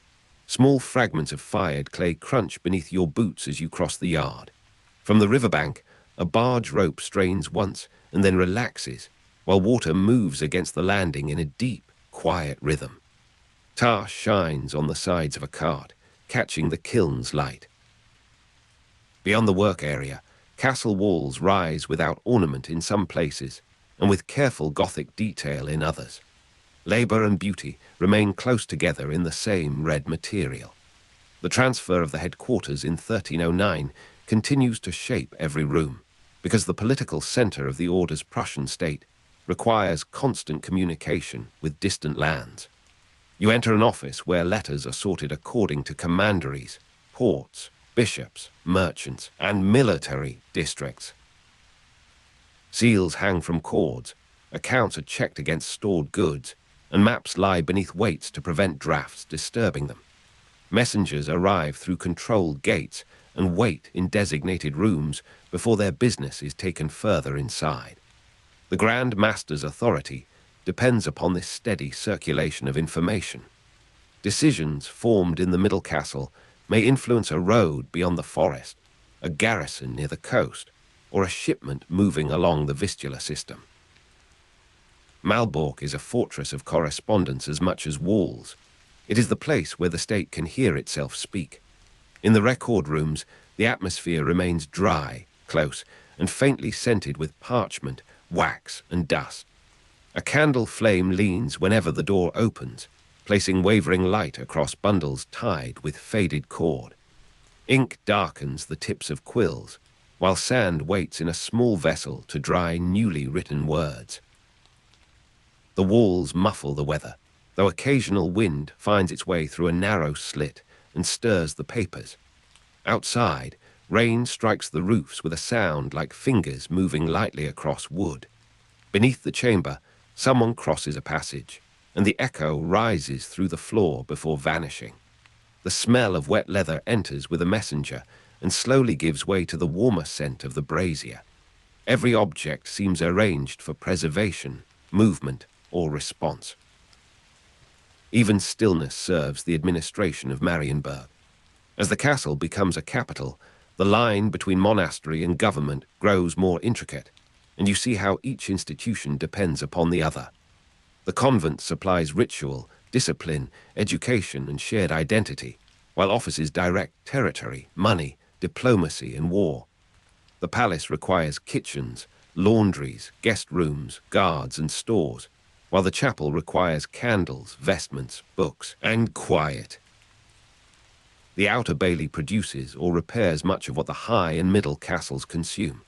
Couriers cross the courtyards, servants carry meals, brothers pass beneath cloisters, and sentries watch the gates. A single day may bring prayer in the high castle, an assembly in the great refectory, repairs in the outer bailey, and a river shipment before sunset. Malbork's architecture makes these relationships visible. Its separate precincts remain connected through work, habit, and controlled movement. At dusk, the different parts of the complex settle into their own sounds. The high castle holds the muted ringing of a bell and the soft movement of robes across paving. The middle castle receives the scrape of benches, closing shutters, and officials' low voices as accounts are finished. In the outer bailey, horses breathe into straw, chains touch wood, and a final hammer falls inside the workshop. Candle wax drifts from the chapel, while kitchen smoke passes over the walls. Rain has left the courtyards dark, and brickwork reflects lantern light in small, uneven patches. Wind moves through cloisters, and arrow slits with different tones, sometimes hollow, sometimes almost musical. Beyond the gates, the Nogat carries the last pale reflection of the sky. Within Marienburg, separate lives become one guarded rhythm. The night watch makes the castle feel self-contained, as though its walls have gathered every necessary activity beneath their roofs. You pass through the high castle, where the convent has fallen quiet after prayer, then descend towards rooms where clerks, guards, and servants continue their duties. The great refectory stands empty beneath its vaulted ceiling, prepared for the next meal or ceremony. In the outer bailey, stores are checked, fires are covered, and gates are examined before bolts are drawn. Armories remain locked, guest rooms available, and the Danska stands beyond the walls above dark water. The castle does not sleep entirely, because a capital must remain ready for messengers, storms, illness, and danger. Yet its activity is subdued, reduced to movements required for continuity. Prayer, administration, storage, and defense continue together through the hours before dawn. A lantern passes beneath an arch and leaves the surrounding bricks darker than before. The floor is cool through the soles of your boots, and a thin draught travels along the passage from a courtyard beyond. Somewhere above, a shutter knocks once against its frame, then becomes still. Old smoke rests in the joints of the timber, while damp lime gives the air a faint, chalky sharpness. Footsteps beneath vaulted ceilings rise and fade according to the shape of each corridor. Through a narrow opening, you hear the Noggat moving under the wooden landing, its current hidden but unmistakable. A guard coughs softly near the gate, and metal touches metal as he adjusts his equipment. Wind passes through arrow slits and cloisters, carrying the rivers cold into the heart of the fortress. Malbork keeps watch without hurry. The castle remains the seat of the Grand Masters until 1457, extending beyond the medieval construction period described here. Its later history belongs to another passage of time. You remain within the earlier centuries, when walls are rising, halls are being fitted, and the political center is taking shape around the convent. Later restoration will alter surfaces, and wartime damage will leave wounds belonging to a separate history, but neither event can erase the medieval labor embedded in the original design. The brick fortress you see is imagined during its period of growth, when every tower and courtyard answers to a living need. Malbork is not yet a relic. It is a working capital beside the Noggat, enlarging its walls while officials, brothers, craftsmen, and guards fill the new spaces with purpose. The name Marienburg remains tied to the Virgin Mary, and the red brick stronghold continues to gather Prussia around it. Before dawn, the cold deepens across the courtyards, and frost gathers along the edges of the moat. Brick walls hold the darkness in long plains, interrupted by the faint glow of a guarded window. River mist rises beyond the outer works and softens the distant fields. At the landing, water moves beneath the timber with a slow, hollow sound, carrying the knight towards the Vistula. A coil of rope rests beside the post, stiffened by damp, while tar and wet oak shape the air nearby. The workshops are closed, though their floors still smell of sawdust, iron, and ash.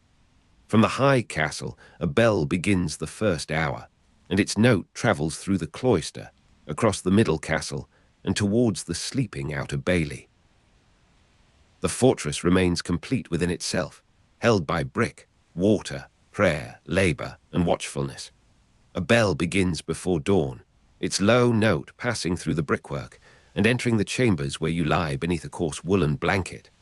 The sound is not hurried, yet it orders the household with an authority requiring no spoken command. Around you, the convent stirs by degrees as doors open softly and feet move across worn boards towards the chapel. You rise among men who have placed their lives beneath a common rule, accepting that a full brother belongs to the order before belonging to himself. The Teutonic order combines religious vows with military service, and the morning begins with prayer before weapons, accounts, horses, or judgment. In the dim passage, candle flames lean towards the draught, illuminating white mantles, dark belts, and the quiet faces of brothers who have slept little. The convent is not a collection of independent feudal households, but an institution in which obedience governs rank, movement, property, and time. A knight brother may have inherited land before entering, yet within these walls he does not command as a private lord. His horse, armor, chamber, and provisions belong to a wider purpose, and the day unfolds according to decisions made above him. The cold of the hour gathers along the inner walls, where damp brick holds the darkness long after the night has thinned.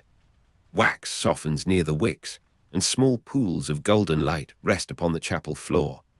The air carries candle smoke, old stone, wool, and the faint mineral scent of water drawn from a courtyard well. Beneath the bells, hinges murmur and sandals brush against the passage, while somewhere below, a wooden shutter closes against the morning wind.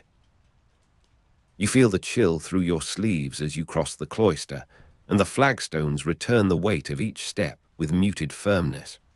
Parchment lies rolled in the scriptorium, waiting beneath a cloth, while a single lamp leaves a pale reflection upon its prepared surface. From the stable comes the dull movement of horses stamping in their straw, impatient beneath leather harness and winter blankets.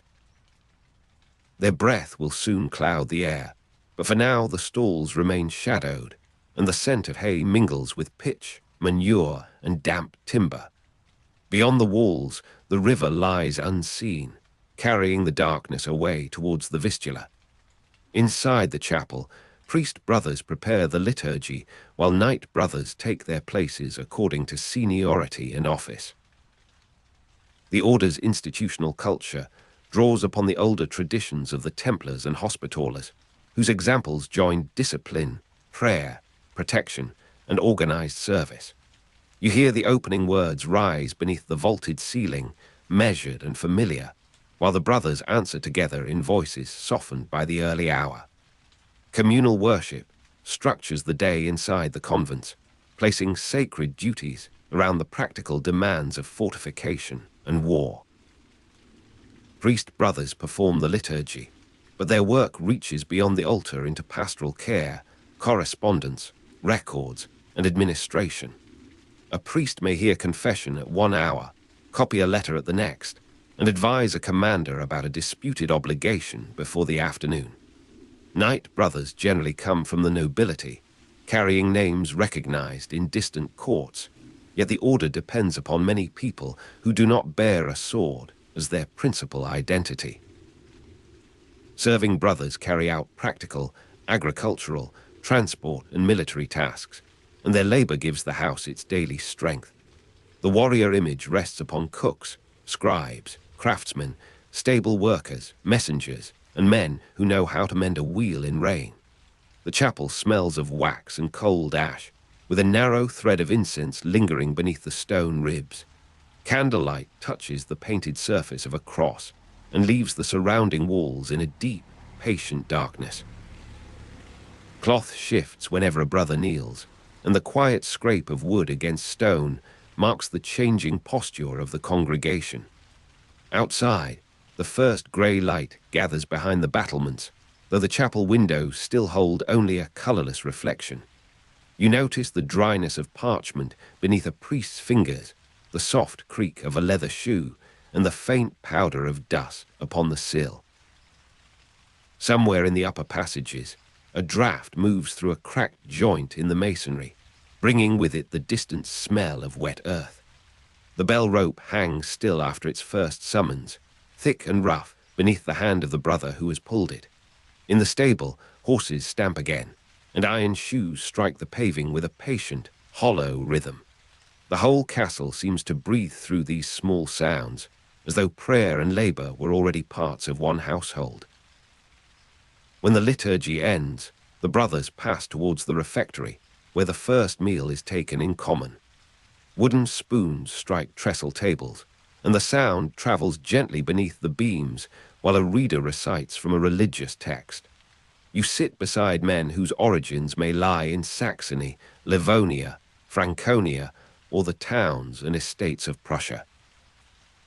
The common meal places noble and non-noble service within the same ordered room, though distinctions of office remain visible in seating, dress, and precedence. The knight brother receives bread, pottage, and perhaps salted fish, while serving brothers ensure that the vessels are filled and the fire continues to burn. The ideal of the order includes obedience, chastity, and poverty, or at least the renunciation of personal property within the Brotherhood. This renunciation does not make the castle poor in material terms, because the institution owns lands, workshops, livestock, stores, and revenue. It means that the individual brother is not meant to transform office into a private inheritance. Officials of the order are expected to serve an institution rather than establish hereditary dynasties, and their authority depends upon appointment, election, and obedience. Even the meal, simple in appearance, reflects this wider arrangement of shared resources and controlled personal desire. Warmth gathers unevenly around the refectory hearth, leaving the corners cool enough for breath to remain visible. Steam rises from wooden bowls and carries the scent of oats, onions, fish, and boiled grain across the room. The table boards are scarred by knives, stained by years of broth, and polished in places by the sleeves of countless brothers. A rough cloth covers some surfaces, though elsewhere the wood remains exposed beneath a scattering of crumbs. Near the wall, a candle gutters beside a clay vessel, and its smoke bends whenever the door opens onto the cloister. The reader's voice passes over the clatter without needing to overpower it, settling into the room like another layer of warmth. You feel the spoon's smooth handle beneath your fingers and the slight tremor of the bench when someone shifts beside you. Leather belts creak, wool brushes wool, and a distant hammer gives one restrained note from a workshop below. The air contains no single scent for long, since bread, wax, damp clothing, and cold iron continually replace one another. Outside, the morning has become pale enough for the first snow to show upon the parapets. After the meal, the Knight brother's life becomes a pattern of inspection, training, riding, and obedience to officers.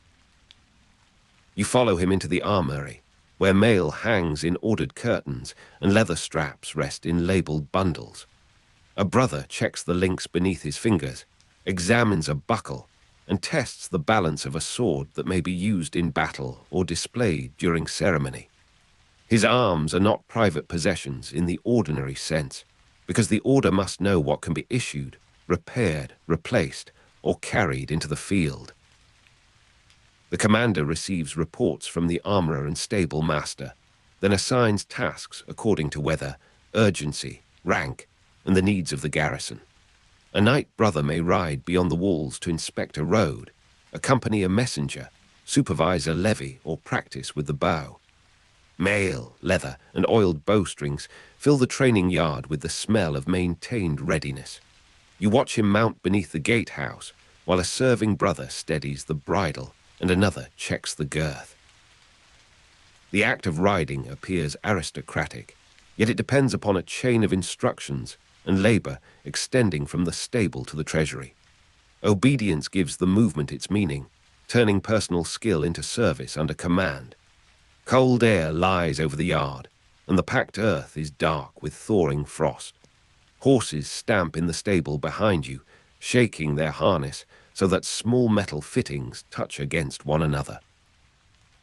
Along the wall, shields rest beneath a roofed gallery, their painted surfaces dulled by dust and the faint salt of winter moisture. A bowstring gives a quiet twang when a serving brother tests it, and the sound vanishes beneath the heavier breathing of the animals. Leather saddles carry the warmth of the hands that have handled them, while iron buckles remain sharply cold against the fingertips. You smell oiled wood, damp straw, horsehair, and the smoke rising from a nearby brazier. The gate passage frames a strip of pale sky, crossed by a crow moving slowly above the roofs.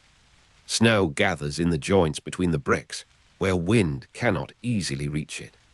Beyond the curtain wall, cart wheels grind over frozen ground, and the river wind moves across the fields with a thin, steady pressure.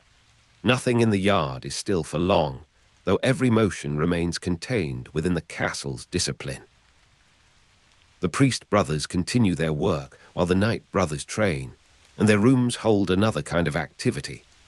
You enter a chamber where parchment, ink, wax, and account tablets are arranged upon a long table beneath narrow windows. One priest brother copies a letter for a distant commander, another calculates grain obligations, and a third prepares notes for pastoral visits to villages under the orders of authority. Their duties connect the spiritual life of the convent with taxation, landholding, diplomacy, and legal memory. A priest brother may record a donation, witness an agreement, maintain a register of stores, or send instructions concerning the repair of a parish roof. The same hand that writes a prayer can also preserve the terms of a treaty or the quantity of grain owed by a dependent settlement. In this way, liturgy and administration remain close to one another, joined by the order's need to govern space as well as souls.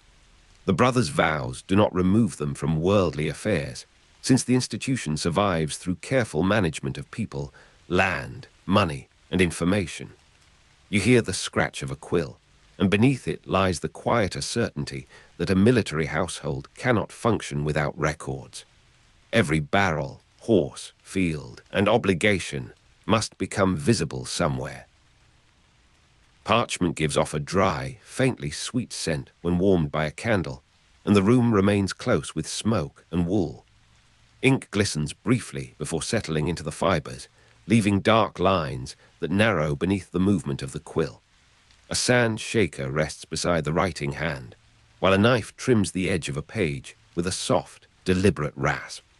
The window admits a narrow band of silver light, illuminating motes that drift above the table and disappear into shadow.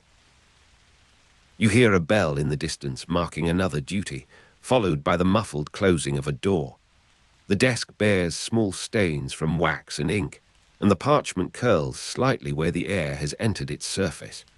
Beneath the floor, a cart rolls across the yard, its axle complaining once before the sound fades. Somewhere nearer, a pot lid lifts, and warm steam passes through a crack in the wall from the kitchens. The room possesses no grand splendor, yet its quiet instruments help direct men, supplies, prayers, and weapons across a broad country. In the stillness, administration seems almost like another form of watchfulness. The serving brothers make the castle possible through work that rarely enters the painted accounts of noble memory. You see them carrying sacks from storerooms, repairing harness, clearing drains, cutting wood, loading carts, and leading horses towards the river road. Some cultivate fields attached to the commandery, while others accompany military convoys or serve as guards during difficult journeys.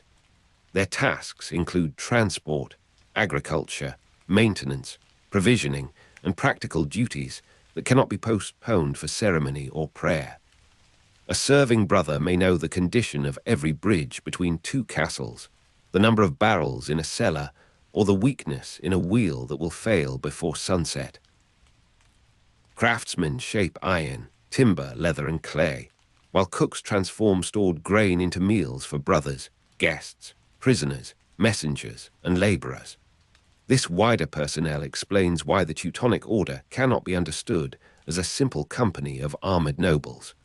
The Knight brothers provide one visible form of authority, yet the institution relies upon a much larger body of skilled and obedient workers. You pass through the lower court and find that the military household is also a farm, workshop, warehouse, office, and place of hospitality. Sawdust clings to the edges of a workshop floor where shavings curl beneath a carpenter's bench. Iron dust darkens the paving near the smithy, and the smell of ash enters the passage whenever the bellows breathe. In the kitchens, steam clouds the lower windows, carrying the rich scent of broth, barley, dried herbs, and roasted meat reserved for a later table. Harness hangs from pegs in the stable, stiff with use yet softened by oil and repeated handling. The horses shift their weight upon straw, their hooves making hollow sounds against the boards. A cart stands beneath the covered way with one wheel removed, its timber spokes resting beside a pile of wedges. You hear the scrape of a file, the knock of a mallet, and the brief ringing note of a blade being tested. From the granary comes a dry rustle as grain settles within a bin, followed by footsteps descending the ladder. Dust moves through a shaft of light and settles upon a folded cloak. The castle's strength is therefore felt in its textures, in the grain of wood, the hardness of iron, and the patient repetition of hands. At the center of the castle stands the commander, whose authority extends beyond the defense of the walls. You encounter him in an office near the gate, where reports arrive from farms, roads, villages, workshops, and watchposts. His responsibilities are military, fiscal, judicial, and administrative, and each part affects the others.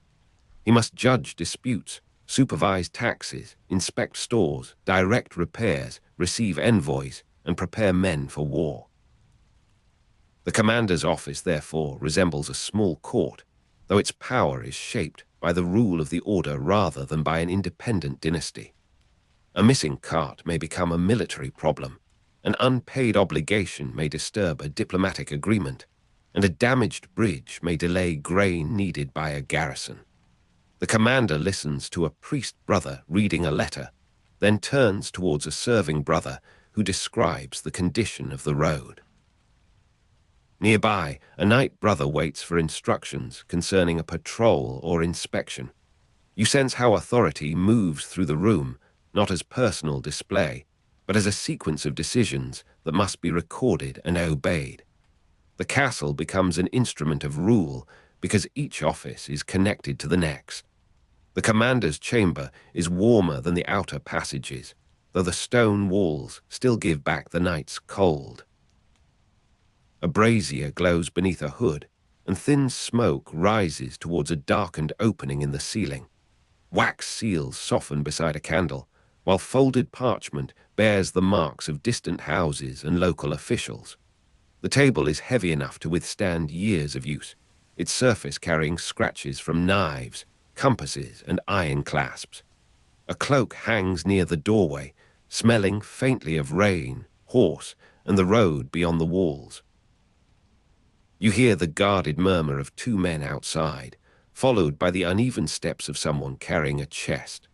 Through a slit window, the battlements appear white beneath a low sky, and a banner hangs without movement in the damp air.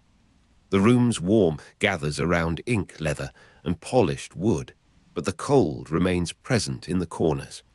A seal presses into wax with quiet firmness, resembling the closing of a gate. Beyond the office, the castle continues its work, measured by bells, hooves, and the passing of written commands. Above the commander stands the Grand Master, elected by the Order's internal chapter and placed at its head. You imagine the chapter gathered beneath a vaulted ceiling, with senior brothers weighing reputation, experience, obedience, and the needs of distant territories. The office is not inherited like a county, and its authority is not meant to pass automatically through a family line. Election expresses the Order's claim that leadership belongs to the institution, even when the chosen man possesses an aristocratic name and considerable personal distinction. Beside the Grand Master stand officials whose work divides the vast responsibilities of government. The Marshal directs military affairs and often commands field operations, transforming strategic purpose into roads, men, horses, weapons, and campaigns. The Treasurer manages income, expenditure, supplies, and long-distance financial transfers, ensuring that distant castles can receive what local land cannot provide. Grain may travel from one region, silver from another, and armor from a third, while letters keep each movement connected. You see the Grand Master not as a solitary ruler, but as the highest figure within a disciplined arrangement of offices. Authority rises towards him, yet information and obligation continue to move throughout the whole network. The chapter hall holds the chill of stone even when several lamps burn along its walls. Wax gathers beneath the sconces, and candle smoke stains the upper surfaces where the vault begins to curve. Benches stand in ordered rows, their wood polished by the robes and hands of generations. A parchment roll lies upon a table with its corners weighted by small pieces of iron. You hear the subdued movement of men waiting beyond the door and the faint clink of a key from the corridor. Somewhere beneath the hall, a fire shifts in the kitchen, releasing a muted breath of smoke through the masonry. The air tastes dry, touched by dust from old timber and the sharpness of ink.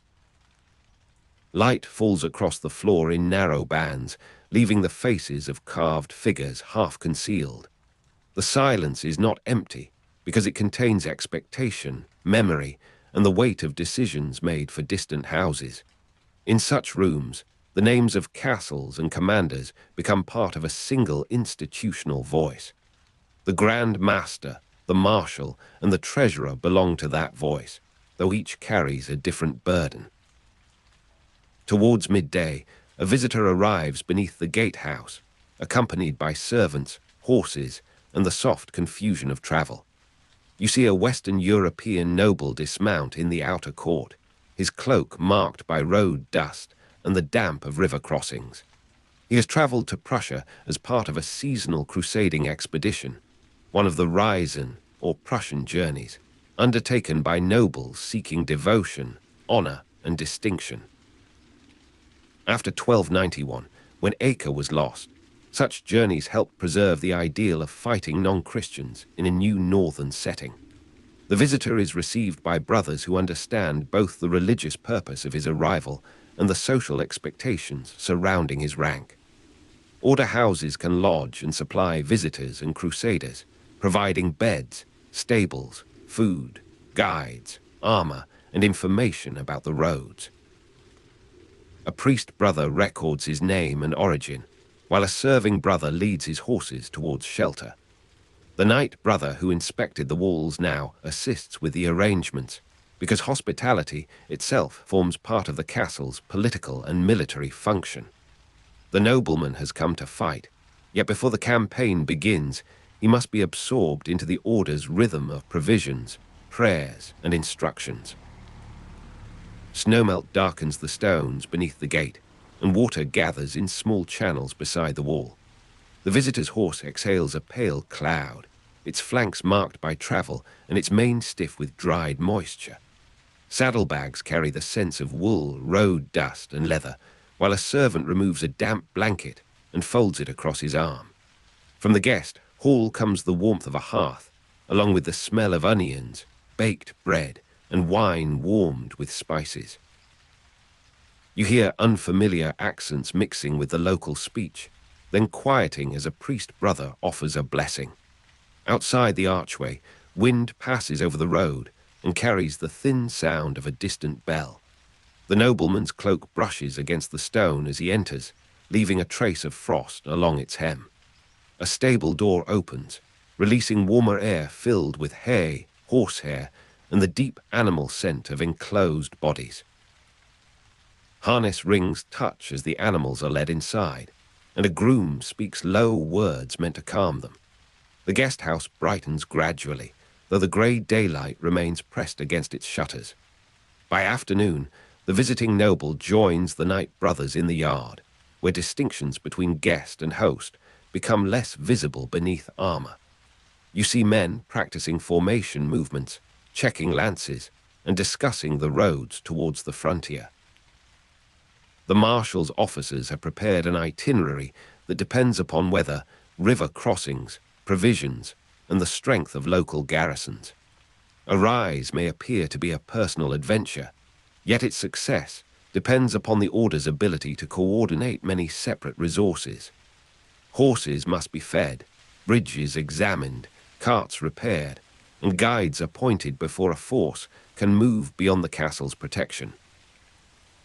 The visiting noble may hope to earn reputation through combat, while the brothers must ensure that his ambition does not endanger the wider operation. The religious language of the expedition remains clear, but so do its practical demands. A priest brother may celebrate the liturgy before departure, and a treasurer's clerk may count the silver required for wages, purchases, and transport. You watch devotion become a schedule, and a schedule become the condition of military action. The Northern Crusade is therefore sustained by prayer, aristocratic desire, and an exacting system of supply. The yard is brighter now, though the sun remains veiled behind a thin winter cloud. Frost has withdrawn from the packed earth, leaving dark patches where boots and hooves have pressed the surface into ridges. Mail shifts with a soft metallic whisper whenever a man turns, while leather gloves creak around spear shafts. A bow lies upon a bench with its string freshly oiled, and the wood gives off a faint resinous, sent beneath the sharper smell of iron. Horses stamp in the cold stable, impatient at the sound of movement outside. Wind enters through the gate and lifts loose straw along the wall before abandoning it near a drain. You feel the dry weight of a shield against your arm, and beneath it, the rough grain of the wooden frame. From an upper gallery, Someone shakes a cloth, releasing a small cloud of dust into the light. The guest hall door opens briefly, allowing warmth and roasted meat to escape before closing once more. Around you, preparation continues without haste, because every journey must be made ready long before its first clash. The Order's rule appears austere when you read its principles, yet the castle reveals how austerity coexists with elaborate ceremony. You enter the great hall at evening and find a table prepared for the Grand Master's representatives, visiting nobles, commanders, and senior brothers. The meal may include fine bread, preserved meat, river fish, fruit from distant lands, and wine carried across long routes. Religious identity does not prevent elaborate feasts, diplomatic ceremony, or aristocratic hospitality, because the Order must receive powerful allies and impress those who finance or join its campaigns. A noble guest is offered a place according to rank, while the brothers remain conscious that the feast serves political as well as social purposes. The same institution that demands renunciation of personal property may display silver vessels, embroidered cloth, and imported spices during a formal reception. You see no contradiction within the medieval mind, because splendor belongs to the dignity of the office rather than to private ownership. The Order's wealth is presented as a resource for war, worship, hospitality, and government. When a toast is raised, it honors the cause, the house, the visiting lineage, and the shared expectation of service. Beyond the hall, ordinary brothers continue to eat simpler fare, and the castle holds both worlds within its walls. Firelight moves across the rafters, revealing smoke-darkened beams and small knots in the timber. Wax candles stand in metal holders, their flames bending whenever the door opens towards the courtyard. The tablecloth bears traces of wine, gravy, and candle grease, while polished vessels reflect broken fragments of gold. You smell roasted meat, warm bread, dried fruit, damp wool, and the faint animal odor carried in from the stables. Voices rise and fall in several languages, never quite becoming a single roar. A lute may sound near the far end of the hall, its notes softened by heavy curtains and the bodies seated around the table. Servants pass with bowls, and wooden spoons touch the rims with restrained, practical sounds. Outside, snow begins again, tapping lightly against the shutters before dissolving into the deeper noise of the wind. The guest's cloak rests near the hearth, releasing the cold smell of the road as its fibers dry. Beneath the ceremony, the castle remains alert, and a sentry's footsteps continue along the wall. Hospitality warms the hall, but watchfulness remains beyond the door. Later, the Knight brother returns to the dormitory, where the day's ceremony gives way to the shared silence of the convent. You pass beneath a low ceiling and see beds arranged with little space between them, each holding a blanket, a chest, and the possessions permitted by the rule. The brother has no private estate within the castle, no household of servants answering only to him, and no hereditary office awaiting his descendants. His name may remain noble, but his life has been absorbed into obedience, chastity, and renunciation. He removes his mail with the assistance of another brother, and the links settle into a dark, metallic heap beside the bed. Before sleep, he may attend another prayer, hear a reading, or receive an instruction for the morning patrol. The day has moved from bells to liturgy, from meals to inspection, from riding to hospitality, and now towards rest. You understand the Knight brother's identity through repetition rather than spectacle, since his service is made from ordinary acts performed under a common rule. The monastic knight is not merely a warrior who happens to pray. He is a brother whose warfare, property, movement, and ambition are meant to remain subordinate to the institution. The dormitory holds the warmth of many bodies, though the stone floor remains cold beyond the edges of the rushes. Straw shifts beneath blankets, and the air smells of wool, leather, and the faint oil used to protect armor. A candle burns at the end of the room, its flame reflected in the polished rim of a basin. From the chapel comes a distant murmur, followed by the slower sound of a bell rope settling against the wall. You hear one brother cough, another turn upon his mattress, and a third fold a garment with quiet care. The mail placed beside the bed gives off a cool scent of iron, while damp boots release the odor of mud and horse. Through a narrow opening, night enters as a thin current along the floor. Somewhere below, a pot is being washed, and water moves through a wooden channel with a soft, irregular sound. The great hall has quietened, leaving only the last movement of servants and the guarded steps near the gate. Darkness gathers again, but it is now organized darkness, enclosed by walls, offices, prayers, and sentries. Within the castle, care extends beyond those who can ride or fight, because the order maintains infirmaries for sick and elderly members. You enter a quieter room where beds stand near a hearth, and brothers receive food, medicine, prayer, and the attention of attendants. Some have been wounded in campaigns, while others have grown weak after years of travel, labor, or exposure. Their continued presence reminds you that the order is a community across the whole course of life, not only during the years of strength. A priest brother attends to spiritual needs, while serving brothers carry water, prepare beds, and keep the fire supplied. The infirmary also expresses the charitable traditions associated with the hospitallers, whose institutional example remains part of the order's inheritance. Military discipline does not erase frailty, and the rule must accommodate the body when it becomes slow, painful, or dependent. You hear a quiet prayer beside one bed, and near another, a cup is placed carefully upon a wooden stool. The same house that stores armor and provisions also preserves blankets, medicines, and clean linen. In this sheltered room, the monastic ideal appears as care administered through organization. Warm air gathers beneath the infirmary's low roof, carrying the scents of broth, herbs, beeswax, and freshly washed cloth. The hearth releases a gentle crackle, and embers glow beneath a layer of pale ash. Wooden shutters close against the night, yet a thin line of cold remains visible along their edges. Linen hangs from a cord near the wall, drying slowly above a basin of water.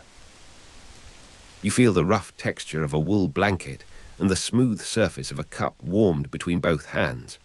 A brother shifts in sleep, and the bed frame answers with a small wooden groan. Beyond the chamber, footsteps pass softly, careful not to disturb the patients. The castle bells sound more distant here, softened by doors, corridors, and thick masonry. Somewhere in the yard, a horse strikes the ground once, and the stable falls quiet again. The room remains dim, but the darkness is kind, gathered around bodies placed under the protection of a common household. As the night deepens, taxation, diplomacy, logistics, and war continue beneath the visible language of prayer.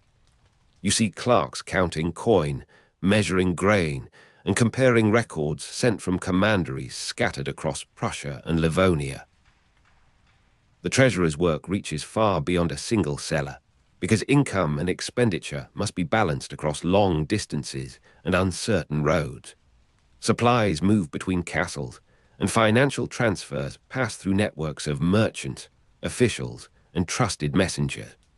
The marshal receives reports about patrols and fortifications, while the Grand Master's office considers requests from nobles, bishops, towns, and distant rulers. A commander may need to settle a boundary dispute before sending men to defend a river crossing. Another may negotiate safe passage for a convoy carrying iron, salt, or grain. These decisions belong to the same institution that began the morning with bells and liturgy. You recognize the order's strength in its ability to connect sacred discipline with material organization. The castle is a monastery, but it is also a treasury, court, barracks, archive, workshop, and diplomatic residence. Its walls contain not one life, but a multitude of lives made orderly by shared rule. Candlelight rests upon coins, parchment, seals, and the wooden edges of counting boards. The room smells of wax, dust, leather pouches, and dry grain stored beyond the adjoining door. A quill scratches steadily, then pauses while a clerk checks a figure with the tip of his finger. Small weights touch the table with a subdued click, and somewhere outside, a chain moves through a pulley near the gate. The night wind presses against the shutters, producing a low vibration in the timber. You hear water dripping from a roof edge into a barrel, each drop separated by a patient interval. A bundle of letters lies beneath a stone, and the wax on one seal has cracked slightly from the cold. In the stable, animals shift within their stalls, disturbing straw and leather harness. A sentry calls once from the wall, and an answer comes from another tower farther away. No grand ceremony is present in the accounting room, yet the future of a campaign may depend upon these quiet marks. Figures written on parchment can determine whether men eat, whether horses travel, and whether a castle remains supplied through winter. The visiting noble sleeps within the guest house, but his rise has already altered the castle's rhythm. You imagine the road ahead, leading through forests, frozen rivers, villages, and territories where the Order's authority meets resistance and uncertainty. The expedition carries the memory of Acre, whose loss in 1291 redirected Western crusading attention towards other frontiers. A noble from France, England, the Rhineland, or the Low Countries may have traveled for devotion, renown, obligation, or the desire to be seen among distinguished companions. The Order receives these motives and places them within its structures, offering guidance, supplies, chaplains, and military command. The Crusader does not simply arrive at an empty frontier because he enters a managed world of castles, roads, records, farms, and dependent settlements. His sword may be celebrated, yet the campaign depends equally upon the cook who prepares his meal and the groom who tends his horse. You return in thought to the high castle, the middle castle, and the outer bailey, held together by prayer, labor, brick, water, and watchfulness. The monastic knight's life rests within that same network, and the visiting warrior briefly becomes part of its ordered movement. Night frost whitens the road beyond the gate, and the surface reflects a faint, diluted light from the clouded sky. Cart tracks cross one another near the ditch, their edges softened by snow and passing feet. The guest house remains warm behind its shutters, while the outer court smells of frozen earth, smoke, and horse breath. You hear a groom moving among the animals, checking straps by touch rather than by sight. A loose shutter taps twice against a wall, then becomes still when the wind changes. Along the parapet, the sentry's cloak brushes against the stone as he turns towards the river. The Vistula lies somewhere beyond the darkness, broad and unseen, carrying winter cold through the low country. In the workshops, iron cools beside the hearth, and sawdust rests undisturbed beneath the benches. The castle sleeps lightly, though the infirmary retains its warmth and the chapel its silence. Every surface seems to hold the memory of daylight, from the polished spoon to the rough rope beside the post. Before the final prayers, the brothers assemble once more, and the day closes where it began, beneath the discipline of bells and common worship. You stand among knight brothers, priest brothers, and serving brothers, aware that each group carries a different part of the Order's purpose. Knight brothers embody the aristocratic and military face of the institution, while priest brothers preserve its liturgy, pastoral care, writing, and administration. Serving brothers sustain the practical world of fields, workshops, transport, stores, and defense.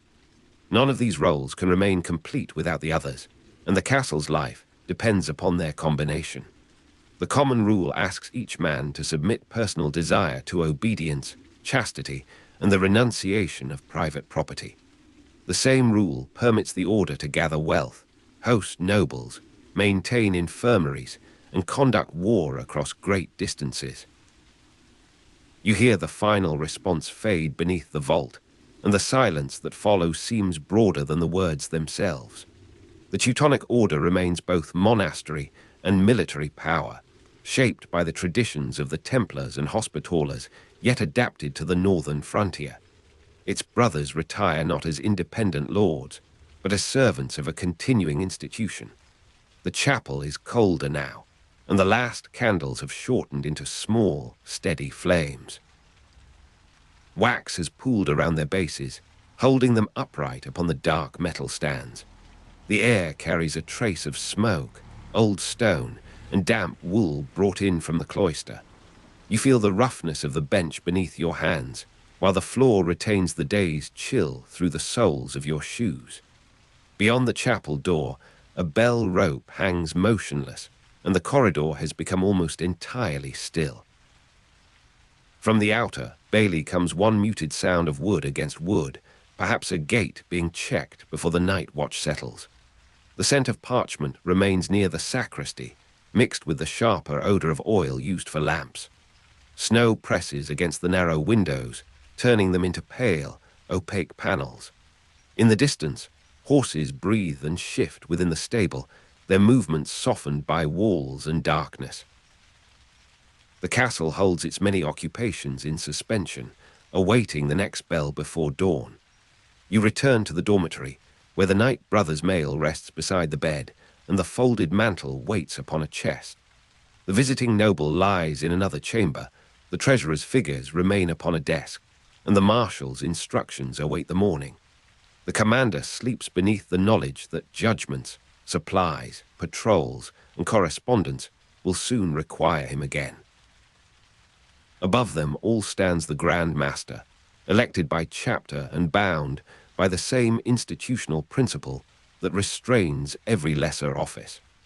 The order's officials may become powerful, admired, or feared, but they are expected to serve an institution rather than establish hereditary dynasties.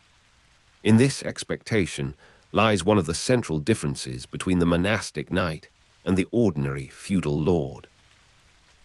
You rest within a world where authority is received, exercised, recorded, and eventually passed onward.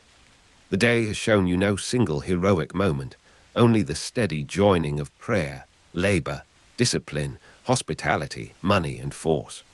The Teutonic rule becomes visible through these repeated arrangements, and the life of the castle becomes a quiet expression of them. Beyond the walls, the river continues towards the Vistula, carrying the hollow night beneath the stars.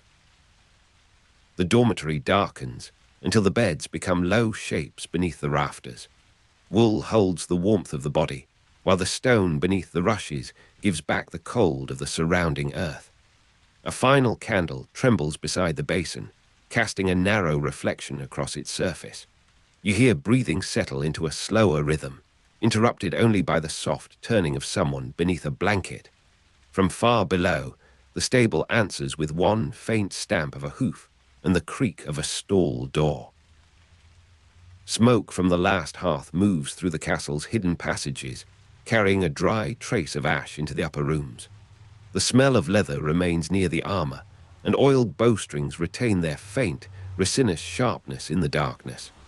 Parchment lies silent behind closed doors, bearing the names of places, men, debts, and commands. Snow muffles the outer roads, yet the walls continue to hold their watch.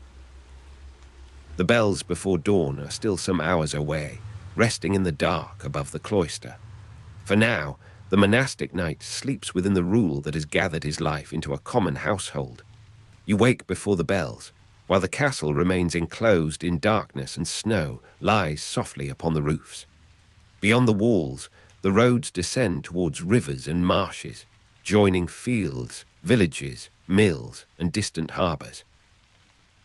You stand within one small stronghold, yet the land around you belongs to a much larger design.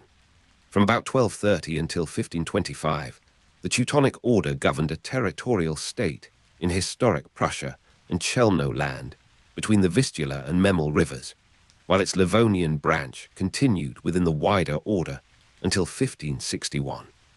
The name Prussia came from the earlier Prussian people and from the territory where their communities had long lived. During the 14th century, roads and waterways drew this scattered country into one administrative fabric. You can imagine the state widening beyond the stone walls, as commanderies, districts, towns, estates, and ports slowly answer to a common authority. Morning arrives as a pale band above the eastern fields, touching the castle roofs with a colour like watered milk. Snow settles on the parapets and fills the angles between towers, while the frozen ground gives back a dull, granular light. In the courtyard, hoofprints cross yesterday's slush, and a wooden cart stands beneath a lean-to with its wheels rimmed in ice. Somewhere below, a servant opens a shutter, allowing cold air to enter a passage smelling of ash, leather, and damp wool. The first bell moves through the enclosed buildings, low and measured, finding its way into stairwells and chambers. Its sound reaches the fields as well, where fence posts rise from the whiteness and bare branches hold small caps of snow. Within the walls, scratching quills begin again, and drying ink gathers a thin skin beside the clerk's lamp. You move from the castle chapel towards the accounting rooms, where the order's government appears in its daily form. A clerk records grain, tolls, rents, and supplies, entering each quantity into a book whose pages carry the patient weight of the territory. A commander inspects the walls, asks about timber, listens to the gatekeeper, and studies the stores prepared for winter. The state is organized through commanderies and districts governed from castles, so that administration and defense share the same courtyards. A castle is a military fortress, but it is also an office, a warehouse, a residence, a court, and a place where distant policy becomes local instruction. The arrangement resembles an enlarged monastic community more closely than a hereditary monarchy. Authority moves through offices, rules, reports, and obediences, rather than passing simply from parent to child. The room is narrow, and frost has formed delicate patterns upon the inside of the shutter. A small brazier gives little warmth, though its coals redden whenever the clerk stirs them with an iron rod.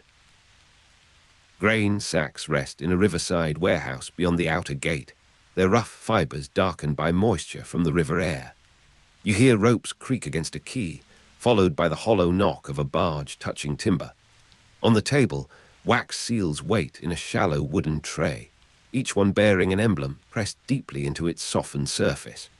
Quills scratch across parchment pores and begin again, while a pot of drying ink sends up a faint mineral smell.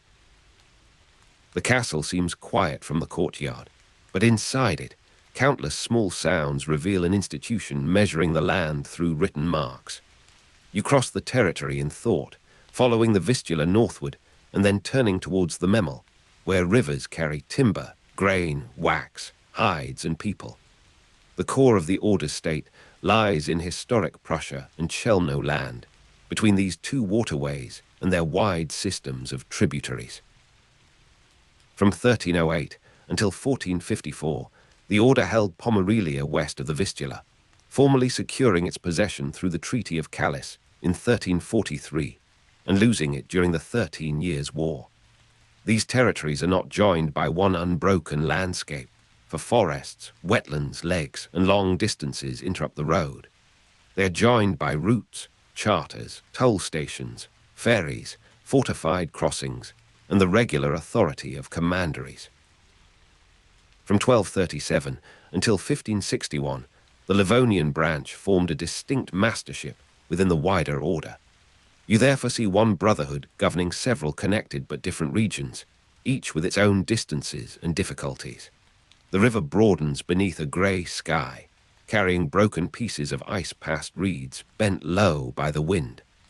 Along the bank, a warehouse wall shows dark stains where spring floods have marked the timber. Sacks of grain are stacked beneath the rafters, and mice move unseen behind the boards. A ferryman waits beside a flat-bottomed boat, wrapped in a woolen cloak that has absorbed the smell of smoke and wet rope. Across the water, a road disappears between black alder trees, its edges softened by snow. The surface of the river is not silent. It grinds, whispers, and knocks against the pilings with a patient, irregular rhythm. At a crossing farther inland, a bell hangs beneath a wooden shelter, ready to announce arrivals, departures, and the changing hours of the day. You enter a commandery where the commander receives letters from the Grand Master and sends reports towards the central offices. The dispersed network requires constant coordination, because a decision made far away must eventually become a repair, a levy, a shipment, or a judgment in a local hall.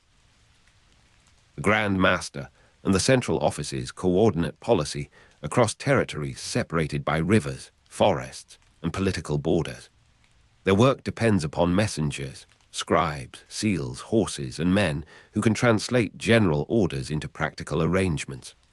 The officials draw upon administrative experience developed in the Crusader states and in Norman Sicily, where rulers had learned to govern mixed populations, fortified districts, ports, and agricultural estates.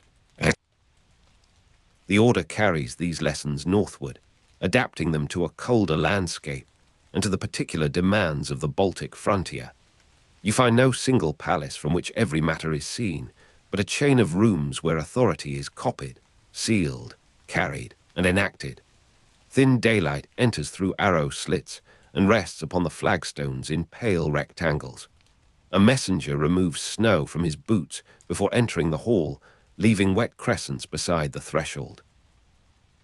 His horse waits in the stable, steaming gently beneath a blanket, while leather harnesses hang from pegs and smell of grease.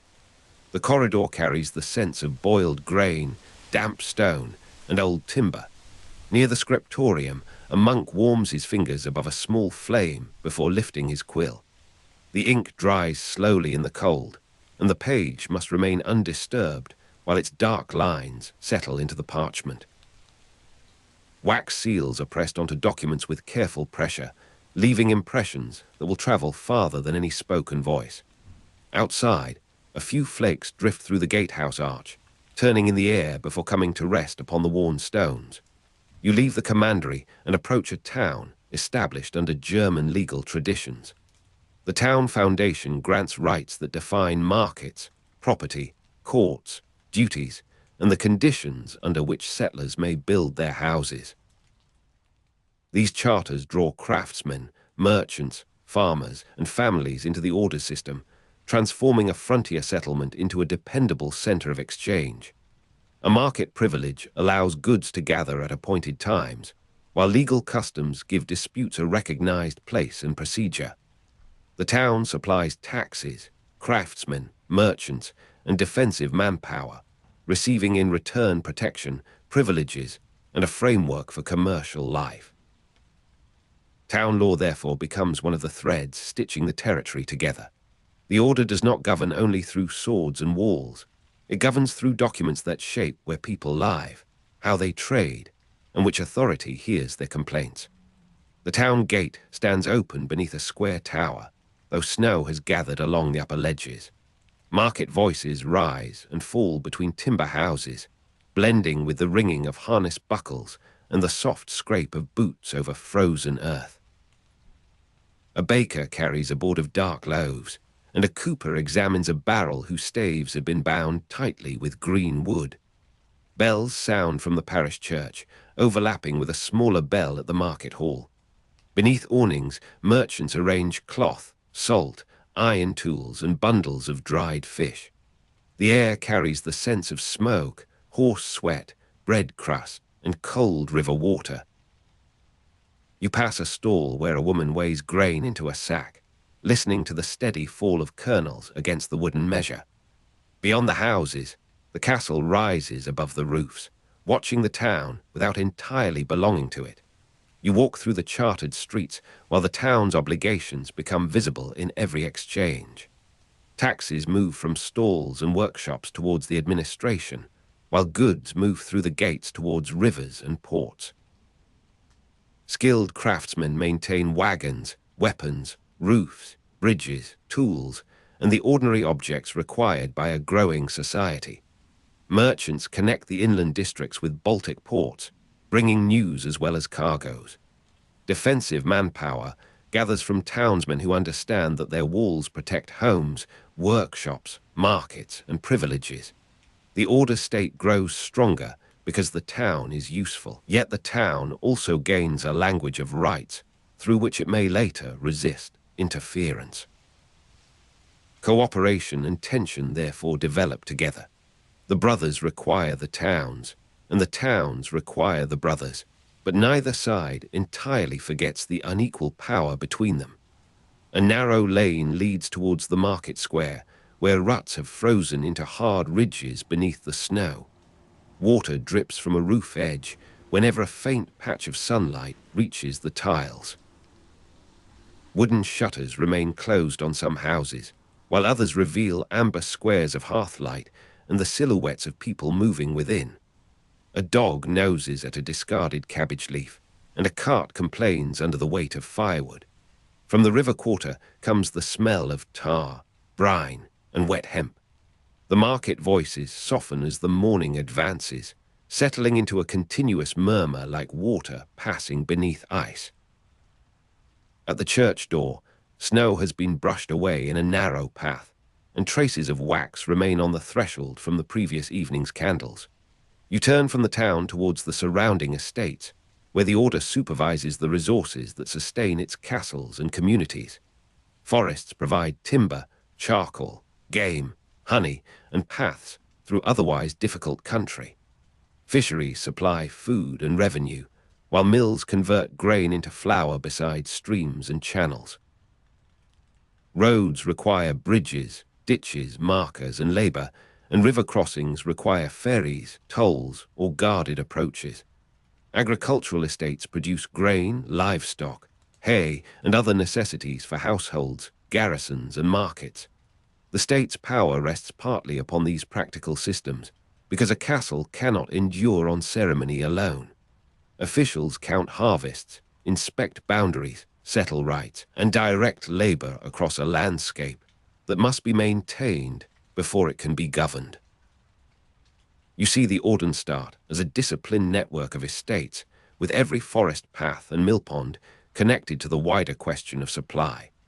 The snow thins beneath a stand of pines, where the ground is dark with needles and old cones. Resin sharpens the air, though the scent fades whenever the wind carries smoke from a distant settlement. A mill wheel turns slowly under a crust of ice, giving the water a deep wooden rhythm. Near the bank, fishers have left nets hanging from a beam, stiffened into pale, tangled shapes.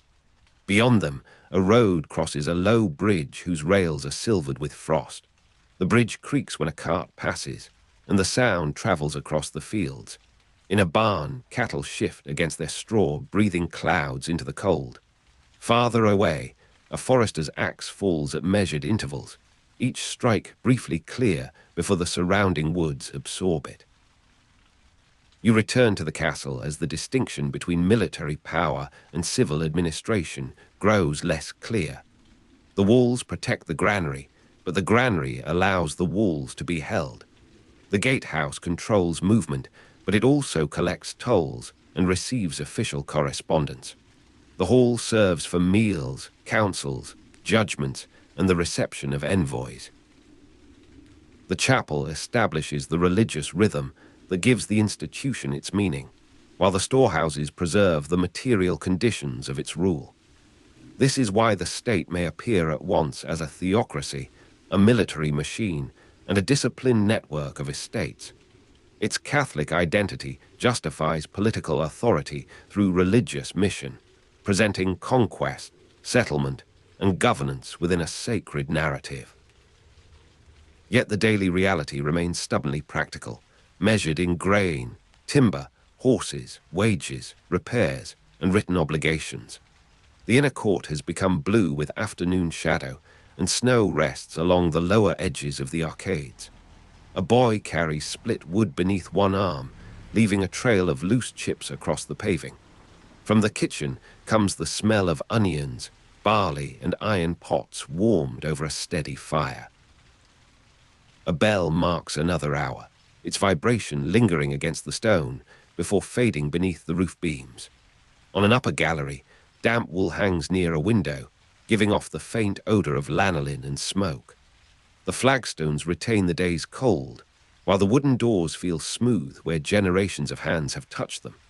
Somewhere in the treasury, metal shifts inside a chest, and somewhere in the archive, drying ink continues to darken on parchment. You follow the authority upward through the hierarchy, from the local commander to the Grand Master and the central offices. The brothers are bound by a common rule, yet their responsibilities differ according to office, region, experience, and political circumstance. The administrative structure does not create perfect unity, because every commandery has its own pressures and every official must interpret general policy. Bishops possess their own authority, towns defend their privileges, settlers negotiate land and law, and local populations carry memories of earlier arrangements. The order depends upon cooperation among brothers, towns, bishops, settlers, and local communities, while tension accompanies nearly every relationship. A commander may require a town's money, a bishop may challenge a jurisdiction, and a village may resist a demand that appears unfamiliar or excessive. The state's efficiency comes from coordination, but its friction comes from the same network of competing interests. Evening gathers beyond the battlements, turning the snowfields into broad surfaces of violet and grey. Smoke rises from village roofs and bends eastward under a low wind. Within the castle, lamps are lit one by one, their flames reflected in small pools of oil upon the polished boards. A clerk shakes sand across fresh writing, and the grains whisper as they slide over the page. Metal clasps click shut on a chest of records, while a guard tests the bar across the gate. The last market voices fade beyond the walls, leaving only a horse stamping in the stable and the occasional fall of snow from a roof. Under the tower, a wax seal cools around a cord, preserving the shape of a decision made far from the people who will live with it. You imagine the wider map in the later 14th century, when the Order's territories approach their greatest extent. German reference material places the area at roughly 200,000 square kilometers, an immense domain by the standards of the age. The land stretches through Prussia, Chelmno land, Pomerelia, and the Livonian mastership, touching the routes of the Baltic and the inland rivers. Ports link the state to merchants from distant shores, while river systems carry goods and instructions deep into the interior. The state has become one of the most powerful political formations on the southern Baltic during this period. Its strength is not only the result of conquest, nor only the presence of castles. It emerges from a combination of military organization, legal foundations, commercial connections, clerical discipline, and the constant movement of people and resources. Night settles upon the river, whose dark surface is broken by thin plates of ice. A lantern swings at the end of a pier, casting an uncertain path across the water and touching the sides of moored boats. Ropes tighten, slacken, and tighten again as the current moves beneath them. In a warehouse, grain sacks stand shoulder to shoulder, their shapes softened by dust and age. The smell of mouldering wood mingles with rye, tar, and cold iron. From a distant town come the faint notes of a bell, softened by snow and distance, until they seem to belong to the landscape itself. Along the road, a solitary rider passes between hedges, his cloak drawn close against the wind. The river carries him no message, yet its course silently connects the places that depend upon one another. You now see why the Order holds estates and branches within the Holy Roman Empire, far from the castles of Prussia and Livonia. These Western possessions supply money, recruits, and personnel, allowing the territorial state to draw upon a wider institutional base. Donations, rents, and administrative ties connect the northern frontier with regions where the Order has long maintained houses and supporters. A brother may arrive from a German city, carrying habits shaped by another landscape and another local political world.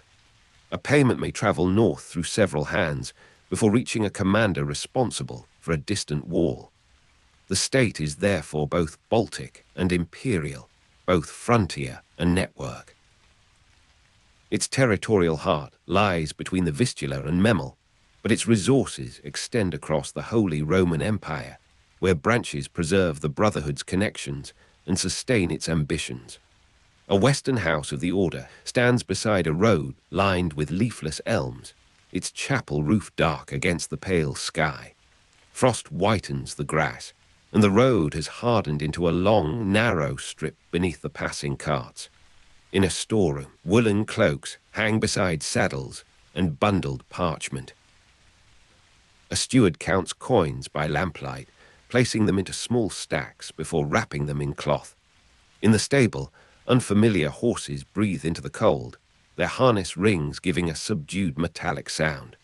The same rule that governs a northern commandery is read here beside a warmer hearth, though the walls are built from another kind of stone. Letters arrive from the Baltic, and replies begin their journey westward, carried through rain, snow, and the changing seasons.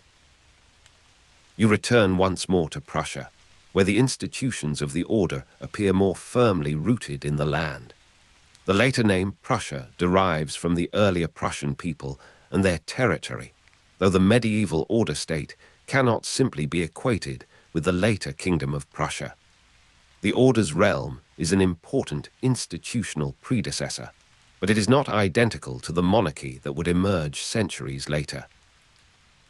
Its authority rests upon a religious brotherhood, its offices upon a common rule, and its territories upon a mixture of conquest, settlement, charter, and negotiation. The state changes across time, and its meaning changes with it. When you look backwards from the later kingdom, the medieval structure may seem like an early outline, yet the people living within it experience something more complex, more fragile, and more immediate. Moonlight lies upon the castle roof, revealing uneven patches where snow has slipped beneath the parapets. The stones hold the day's cold, and the air near the walls tastes faintly of iron and ice. Chimney smoke rises in straight columns before dissolving above the towers. From the fields comes the muffled movement of an animal crossing crusted snow. Inside, a rushlight trembles beside a ledger, causing the wet ink to gleam and disappear in alternating moments. The pages smell of leather, dust, and the faint sourness of old glue. A wax seal rests upon the table like a small red stone, marked with authority that will remain after the warmth has left the room. Beneath the roofs, the castle's many chambers breathe through cracks in doors and shutters. You watch the system begin to strain under the weight of its own success. The Order's castles, roads, towns, ports, estates, and offices have created power, but power brings expectations that cannot always be satisfied. Towns wish to preserve their rights, merchants desire predictable conditions, bishops guard their jurisdictions, and settlers seek secure property. Local populations may endure taxation, legal changes, military demands, and the loss of earlier forms of independence. The brothers themselves differ in judgment, ambition, and willingness to compromise. Rigidity can make an administration dependable, yet the same rigidity may make it difficult to respond to resentment. The state's strength creates a disciplined order across the southern Baltic, while its discipline also produces resistance among subjects and neighbors. The larger the network becomes, the more carefully every connection must be maintained. Wind moves along the battlements, lifting loose snow and sending it across the stones in thin, whispering streams. The towers emerge and vanish beneath passing cloud, their roofs pale whenever the moon returns. A shutter knocks once in an upper room, then settles into silence. Below, a guard walks beside the wall, his boots pressing a measured pattern into the snow. The smell of wet wool follows him beneath the archway, mingling with the sharper scent of extinguished torches. In the granary, sacks lean against one another in deep shadow, while grains spill from a torn seam onto the floor. The sleeping fields continue beyond the moat, and the frozen river reflects a narrow line of light. You stand at the center of the imagined territory and feel how many lives depend upon arrangements made in rooms like these. A bridge must be repaired before the thaw, A mill must turn when the grain arrives, and a port must remain open when merchants bring salt and cloth. A town charter must be copied accurately, a boundary must be surveyed, and a storehouse must contain enough grain for the garrison. The Grand Master and central offices coordinate these concerns across the dispersed network, but no central office can remove distance or weather. Administration remains a continual act of connection. The state holds together because orders travel, taxes return, roads endure, and local officials continue to interpret distant instructions. It also remains vulnerable because any broken road, delayed payment, or disputed privilege can weaken the fabric. Snow has begun again, falling in fine grains that gather upon the window ledges and the shoulders of carved stone figures. Beyond the glass, the courtyard lamps appear as blurred yellow halos. A kitchen door opens briefly, releasing warmth scented with broth, onions, and singed wood. The heavy door closes, and the corridor resumes its colder breath. Somewhere in the archive, parchment edges shift as the air changes. A quill is washed in a small cup, and dark water clouds the surface before settling. The market town is quiet now, with only an occasional footstep beneath the eaves. Across the river, a mill has stopped turning, and the wheel rests beneath a rim of ice. You pass through the chapel once more, where the political order finds its sacred explanation. The state of the Teutonic order is Catholic, and its rulers justify authority through religious mission as well as administration and force. Prayer, discipline, and military service belong to one institutional life, at least in the ideal represented by the Brotherhood. The castle chapel therefore stands beside the storehouse and the armory without appearing entirely separate from them. Bells divide the day, written rules govern conduct, and the presence of the order is presented as part of a wider Christian purpose. Yet the spiritual language does not erase practical disagreement. The state must still negotiate with towns, bishops, settlers, brothers, and local populations, whose needs do not always fit a single sacred design. Faith gives the structure meaning, while earthly relationships determine its daily stability. The chapel is dark, except for a few candles burning before painted figures. Their flames bend whenever the door opens, making shadows move across the walls like slow water. Wax softens around the wicks, and a sweet, faintly smoky fragrance gathers beneath the vaulted ceiling. The stone floor is cold through the soles of your boots, while the wooden choir stalls hold the polished warmth of repeated touch. Outside, snow covers the steps and quiets the courtyard. From the tower, the bell rope hangs motionless in the darkness. The silence is not empty. It contains the low settling of beams, the distant shift of horses, and the soft hiss of a candle nearing its end. You leave the chapel and enter the final hours of the night, carrying with you the shape of the Ordensstaat as it developed across the centuries. Its territorial core took form around 1230 in historic Prussia and Chelno land, while Pomerelia west of the Vistula extended the order's reach from 1308 until 1454. Livonia remained a distinct mastership within the wider order until 1561. At its greatest late 14th century extent, roughly 200,000 square kilometers lay within the territories described by German reference material. Roads, rivers, charters, commanderies, ports, estates, and castles gave this vast space a practical shape. You see not a single palace, but a brotherhood attempting to govern distance through discipline. The last candle in the passage burns low, and its flame leaves a narrow amber line across the floorboards. Snow presses against the shutters, muffling every sound from the outer world. Castle roofs bear their white covering, and the fields beyond them have become one unbroken surface beneath the night.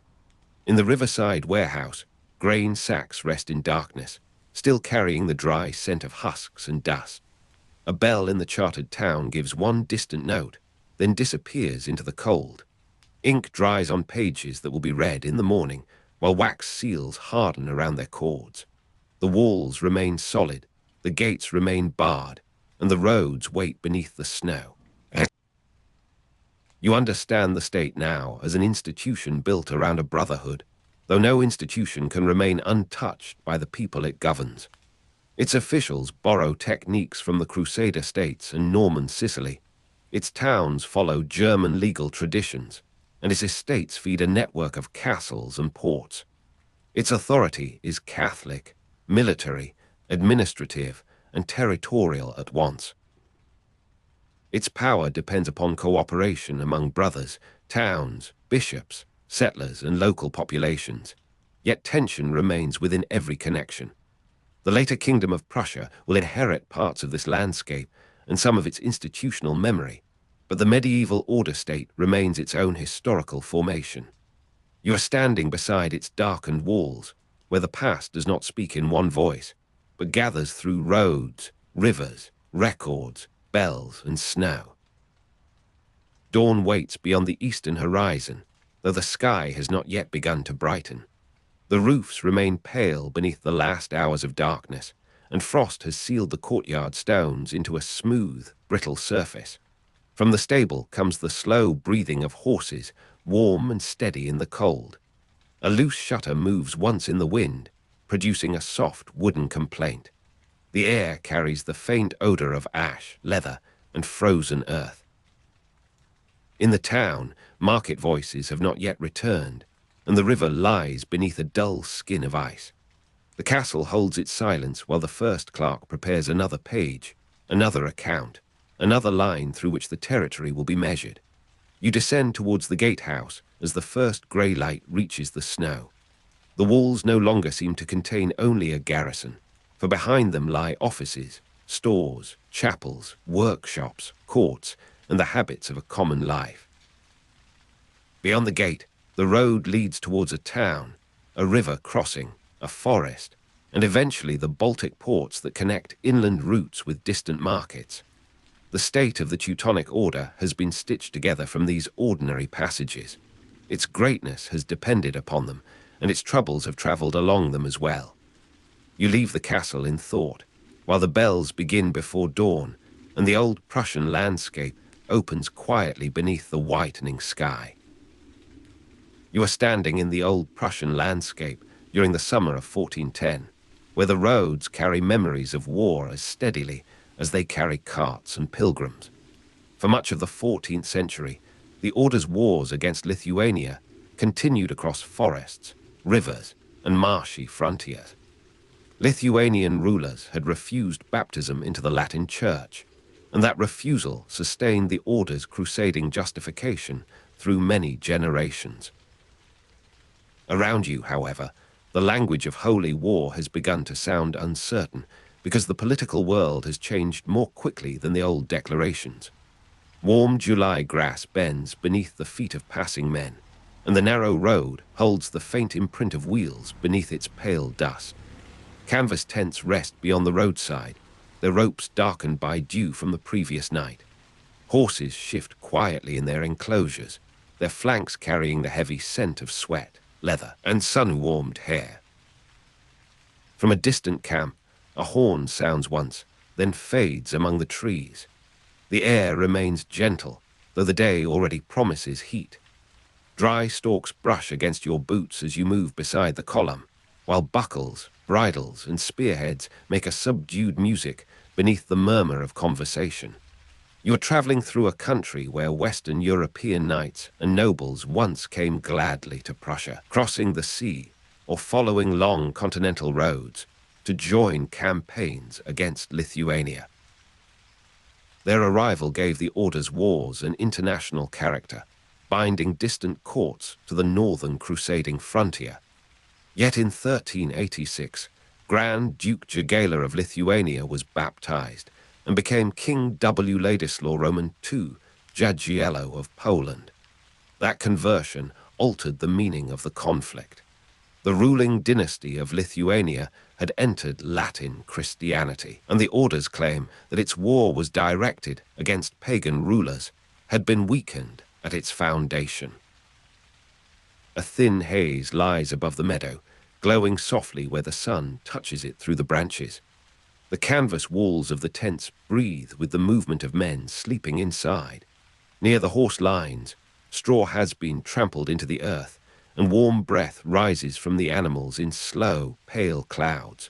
A kettle rests over a low fire, giving off a faint smell of grain and smoke. Somewhere beyond the camp, a wagon axle creaks beneath its load. The sound travels across the open ground and disappears. Your sleeve catches against a rough stake, and the coarse wood leaves a small trace of dust upon the cloth.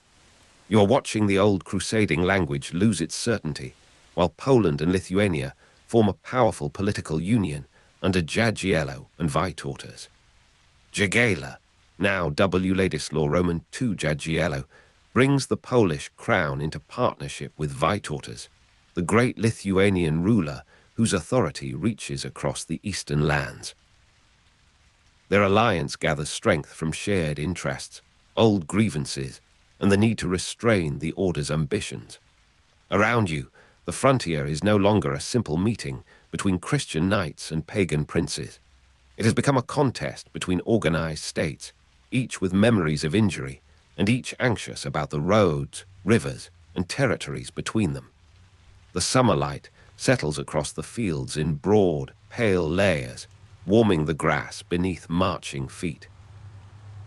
Cloth awnings stir above groups of soldiers, and the canvas gives a dry, papery rustle whenever the wind passes through. You smell horse sweat beneath the sharper odor of oiled harness. A few ravens move along the distant hedgerow, keeping their distance from the men and animals. The ground is uneven beneath you, with low ridges, shallow hollows, and patches where rainwater once gathered. Far away, a horn answers another horn, and the sound seems to come from the earth itself. You are carrying the memory of disputes between the Order and Poland, disputes involving contested territories and the uncertain status of Samojisza. Samojisza remains strategically important because it connects the Order's Prussian and Livonian spheres, allowing influence and communication to pass between its northern and western possessions. Control of the region means more than possession of a remote borderland. It means access, continuity, and the ability to move men through the Baltic world. The Order therefore sees Samojisza as a hinge within its state, while Lithuania sees it as part of its own political and cultural inheritance. Along the edge of the road, July grass folds beneath the passage of carts and armored riders. Leather straps creak as loads shift, and iron rings strike against wooden shafts with a soft, irregular rhythm. The horses carry dust along their backs, while flies gather around their eyes and ears. You pass a shallow stream whose water moves over smooth stones beneath a fringe of reeds. The coolness near its surface touches your hands when you lean down. Beyond the stream, the land rises gently, and the broken line of the forest appears blue beneath the white glare of the afternoon. You are also standing within the older wound created by the Order's seizure of Danzig and Pomerelia in 1308 and 1309. That seizure intensified conflict with Poland because the Order's hold over the Baltic coast altered the balance of power and placed important routes beneath foreign control. Danzig, with its harbour and merchants, connected the inland state to wider waters, while Pomerelia offered roads, fields, and river crossings necessary for security. Decades later, the memory of those events remains active beneath negotiations, letters, and accusations. The campaign of 1410 grows from this accumulation of grievances. Dust rises beneath the hooves of the cavalry and hangs in the warm air like a thin brown veil. It settles upon shields, faces, and the edges of folded banners. The cloth of a tent has been tied open, revealing a shadowed interior where a man sharpens a blade with slow, patient strokes. Nearby, a groom rubs down a horse whose skin trembles beneath his hand. The animal's breathing is deep and uneven after the march. Distant horns gather and separate across the landscape, while shouted commands pass along the column in changing languages. You are moving with the campaign that brings the Polish-Lithuanian coalition into the Order's heartland during the summer of 1410. The Allied army advances through a landscape the Order has governed for generations, and each village, bridge, and field now becomes part of a larger military design. The Order's field army gathers in response, drawing upon its own knights, hired soldiers, local levies, and commanders accustomed to the confidence of victory. You can feel the weight of the meeting before the armies stand together, because the roads have begun carrying more weapons than grain. Under the wide afternoon sky, the grass is flattened into lanes by thousands of passing feet.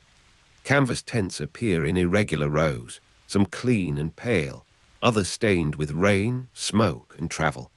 The smell of boiled meat drifts from a cooking fire and mingles with the sour warmth of sweat-soaked clothing. Horses stamp at the dust and toss their heads when flies settle upon their necks. A standard rises above one camp, its fabric heavy in the still air. Beyond it, a horn gives 3 low notes, and men begin gathering beside their spears. You are near Grunwald and Tannenberg on 15 July 1410, where the decisive battle will take place beneath a sky already bright with heat. Polish sources commonly call the battle Grunwald, while German usage traditionally emphasizes Tannenberg. Both names settle upon the same ground, the same morning, and the same field armies, whose fate will soon become inseparable from the history of the Order. Around you, commanders study the open land and the positions of the opposing forces. The decisions made here will travel far beyond the fields, reaching castles, courts, ports, and the quiet stone corridors of Malbork. The early light rests gently upon the grass, turning each blade silver before the sun rises higher. A cool trace remains in the hollows, though the ridges are already warming beneath the approaching day. You hear leather being tightened, metal being checked, and horses breathing through their nostrils. Banners lift briefly when the breeze crosses the field, then fall against their poles. Far beyond the nearest lines, horns sound in fragments, answered by shouts that lose their words before reaching you. The earth beneath your boots feels dry, firm, and strangely ordinary. You are watching the Allied army and the Teutonic field army draw nearer through movement rather than haste. Lines of cavalry advance, pause, and adjust their distances. Infantry gathers behind the mounted men, carrying pikes, bows, crossbows, and tools for the work that follows an army. The Order's commanders rely upon discipline, experience, and the authority of their banners. The Polish and Lithuanian forces possess their own strength, joined by the political union that Jagiello and Vytautas have created. The battle begins as a contest of formations, but its final shape will be decided by endurance, confusion, and the death of command. Warm wind passes over the open ground and carries the scent of crushed herbs from the edges of the field. Grass bends in long ripples around the feet of waiting soldiers. Dust clings to the lower hems of tunics and rises in small puffs whenever a horse shifts its weight. The sun touches the polished rims of shields, making brief flashes that disappear when men turn. You hear a distant horn calling from the Order side, followed by a quieter response from the Allied lines. Between those signals, the field holds a wide and uneasy silence. You are moving among the first clashes, where cavalry meets cavalry, and the carefully prepared lines begin to lose their perfect shape. The ground trembles under repeated charges, while banners tilt and vanish behind clouds of dust. Commands are shouted, repeated, misunderstood, and replaced by gestures. The Order's troops press forward with considerable force, and the Allied army yields in places before gathering itself again. On the Lithuanian side, movement becomes especially fluid, as riders withdraw, turn, and return through openings created by the confusion. Neither army can yet see the whole battle.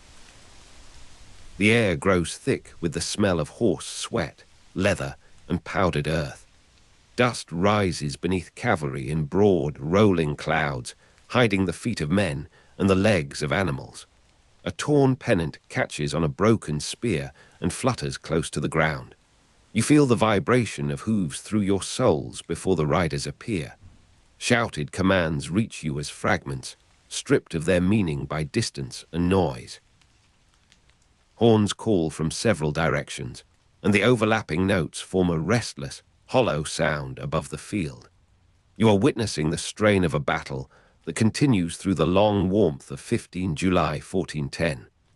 The Order's field army fights with the confidence of an institution that has carried victory across many frontiers. Yet that confidence cannot prevent exhaustion, and the opposing forces continue to press against the gaps created by repeated attacks. Grand Master Ulrich von Jungingen remains at the center of the Order's command, surrounded by the symbols of authority that have guided the state through decades of expansion. The day advances, and the commanders become increasingly dependent upon uncertain reports. Heat lies close to the ground, rising from trampled grass and the bodies of exhausted horses. The sun makes the metal of helmets and breastplates almost painful to look upon. Water carriers move with difficulty between groups of men, their vessels knocking against their knees. Sweat darkens collars and gathers beneath leather straps. The scent of dust covers the sharper smell of iron. A horn sounds somewhere behind you, but the note is swallowed by a sudden roar of movement, then reduced to scattered cries and the heavy clatter of hooves. You are seeing the battle turn as the Allied forces recover from the first pressure and bring their strength back against the Order's positions. The Polish and Lithuanian coalition does not advance as a single smooth wall, but its separate movements begin to support one another. The Order's leaders attempt to restore direction, yet the field has grown too large for every command to travel clearly. Some troops are drawn away from the center, while others find themselves surrounded by forces they had expected to break.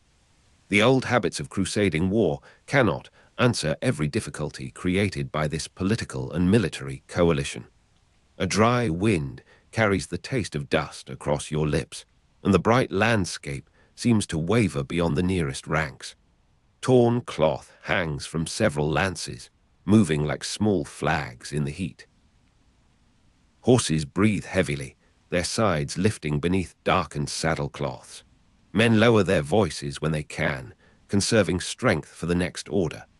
Somewhere among the trees, a bird continues its ordinary call, unaffected by the struggle beyond the field. That small sound appears almost delicate against the distant horns and the grinding movement of armor. You are close to the moment when the Order's command begins to collapse.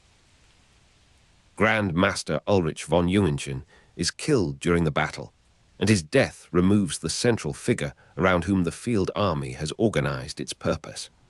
A large part of the Order's leadership and military elite dies or is captured, leaving banners without their familiar riders and units without the men who had directed them. The Allied forces defeat the Teutonic field army near Grunwald and Tannenberg on 15 July 1410. The victory is decisive, although the meaning of the day will continue unfolding for years. Evening light stretches across the field, softening the sharp edges of broken weapons and abandoned shields. Dust settles slowly upon the grass, covering hoofprints, footprints, and the deep marks left by wheels. The horses that remain standing lower their heads, too tired to resist the flies. Smoke from small fires drifts close to the ground, bringing the faint smell of damp wood. You hear men calling for water, while distant horns become fewer and farther apart. The warm July air cools against your face as daylight leaves the open land. You are following the victors as they consider the road to Malbork Castle, the Order's capital and the great stone center of its power. The Allied army has defeated the field force that guarded the state, but the victors do not immediately take Malbork Castle. The fortress remains beyond the battlefield, protected by its walls, its stores, and the men who reach it before the consequences of defeat can fully arrive. This delay will become one of the most important turns in the entire campaign. A broken field army does not always mean a captured capital. The road toward Malbork lies beneath a pale morning mist, and the grass beside it is heavy with moisture. Cart wheels press dark grooves into the soil, while hoofprints overlap in every direction. A few empty tents stand where departing soldiers left them, their canvas flapping against the poles. You smell wet earth, horsehair, and the faint ashes of fires that have burned through the night. In the distance, a church bell gives a single measured note. The sound seems to come from a world that has not yet understood what happened near Grunwald. You are inside Malbork when Heinrich von Plön organizes the defense after the defeat. He gathers the remaining strength of the order, closes the gates, arranges supplies, and turns the castle into a deliberate answer to the disaster outside. The great fortress does not need to win a field battle immediately. It needs to endure. Its walls, towers, courtyards, and stores offer time, and Heinrich von Plön uses that time with determination. The political center of the order survives because one commander understands that stone can preserve a state after men have been scattered. Cool stone surrounds you in the passages of the castle, holding the night's chill beneath the growing heat outside. The corridors smell of lime mortar, old timber, wax, and damp wool. Returning messengers pass beneath vaulted ceilings, their boots leaving faint marks upon the floor. Their voices remain low, and the quiet stone seems to absorb each report before it reaches the next chamber. Through narrow openings, you see banners moving above the walls. The river beyond the fortress carries a dull, steady sound beneath the cries of birds.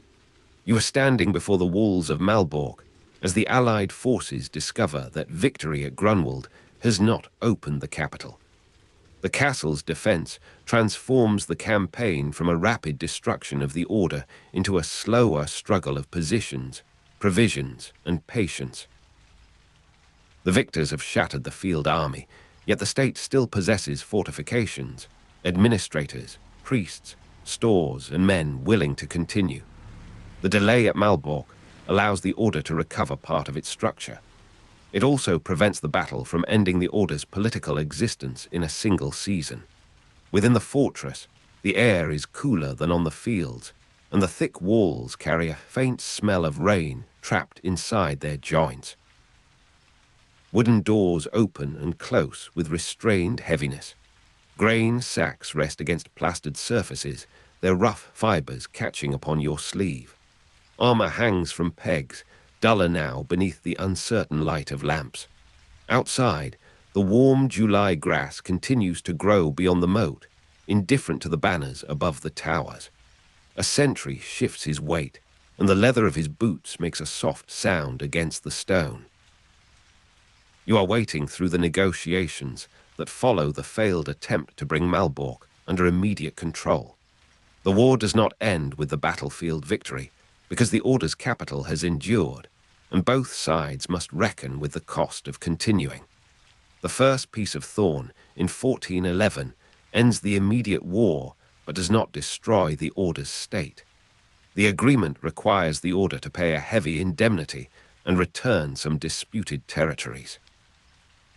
These terms acknowledge the scale of the defeat while leaving the Order in possession of its central lands and institutions.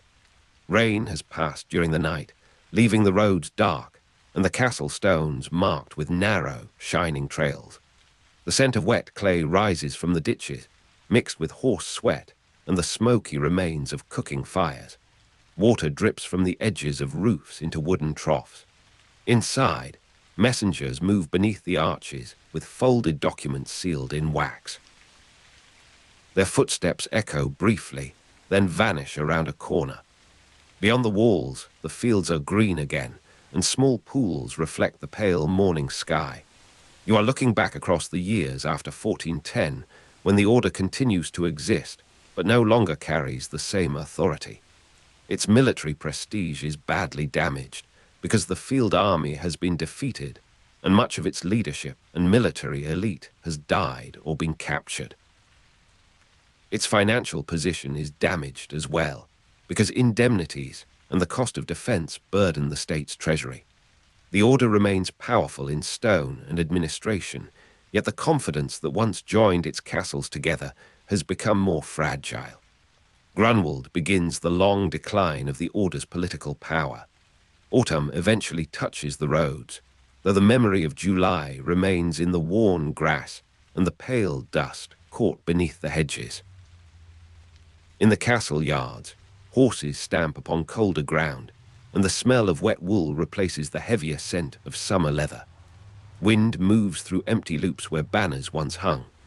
A bell marks the hours inside a chapel, while outside, carts carry timber, grain, and repair materials beneath grey skies. You pass through a corridor where returning messengers once spoke quietly, and the stone seems to preserve their footsteps without preserving their certainty. You are living with the contradiction left by Grunwald.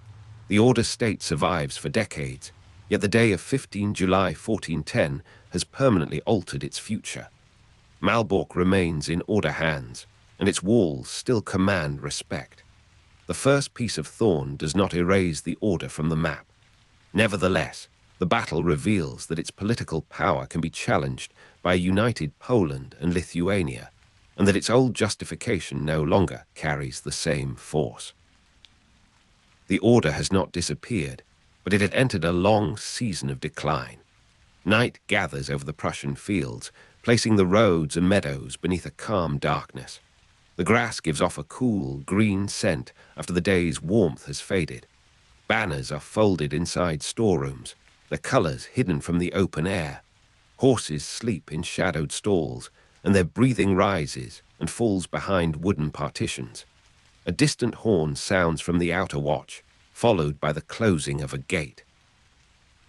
Within the stone corridors, lamps burn quietly, and the faint footsteps of messengers fade into the deep interior of Malbork. You are standing once more near Grunwald and Tannenberg, where the Allied forces defeated the Teutonic Field Army on 15 July 1410. Polish memory gives the place the name Grunwald, while German tradition emphasizes Tannenberg, but the ground remains the same beneath both names. You can still imagine the banners moving through dust, the cavalry turning beneath the summer sun, and Ulrich von Jungengen's command ending amid the collapse of the army. The field has become quiet, though the consequences continue traveling along every road. The last light rests upon the warm July grass, and the blades rise slowly where marching feet once pressed them down. The air carries no trumpet now, only the soft stir of leaves and the occasional movement of an animal beyond the hedgerow. Dust lies in the hollows beside the road, pale beneath the moon. The canvas tents have vanished, leaving only flattened circles and small fragments of cord. A faint scent of smoke remains near the abandoned fire pits. You stand in the stillness while the distant Baltic wind moves gently across the darkened land.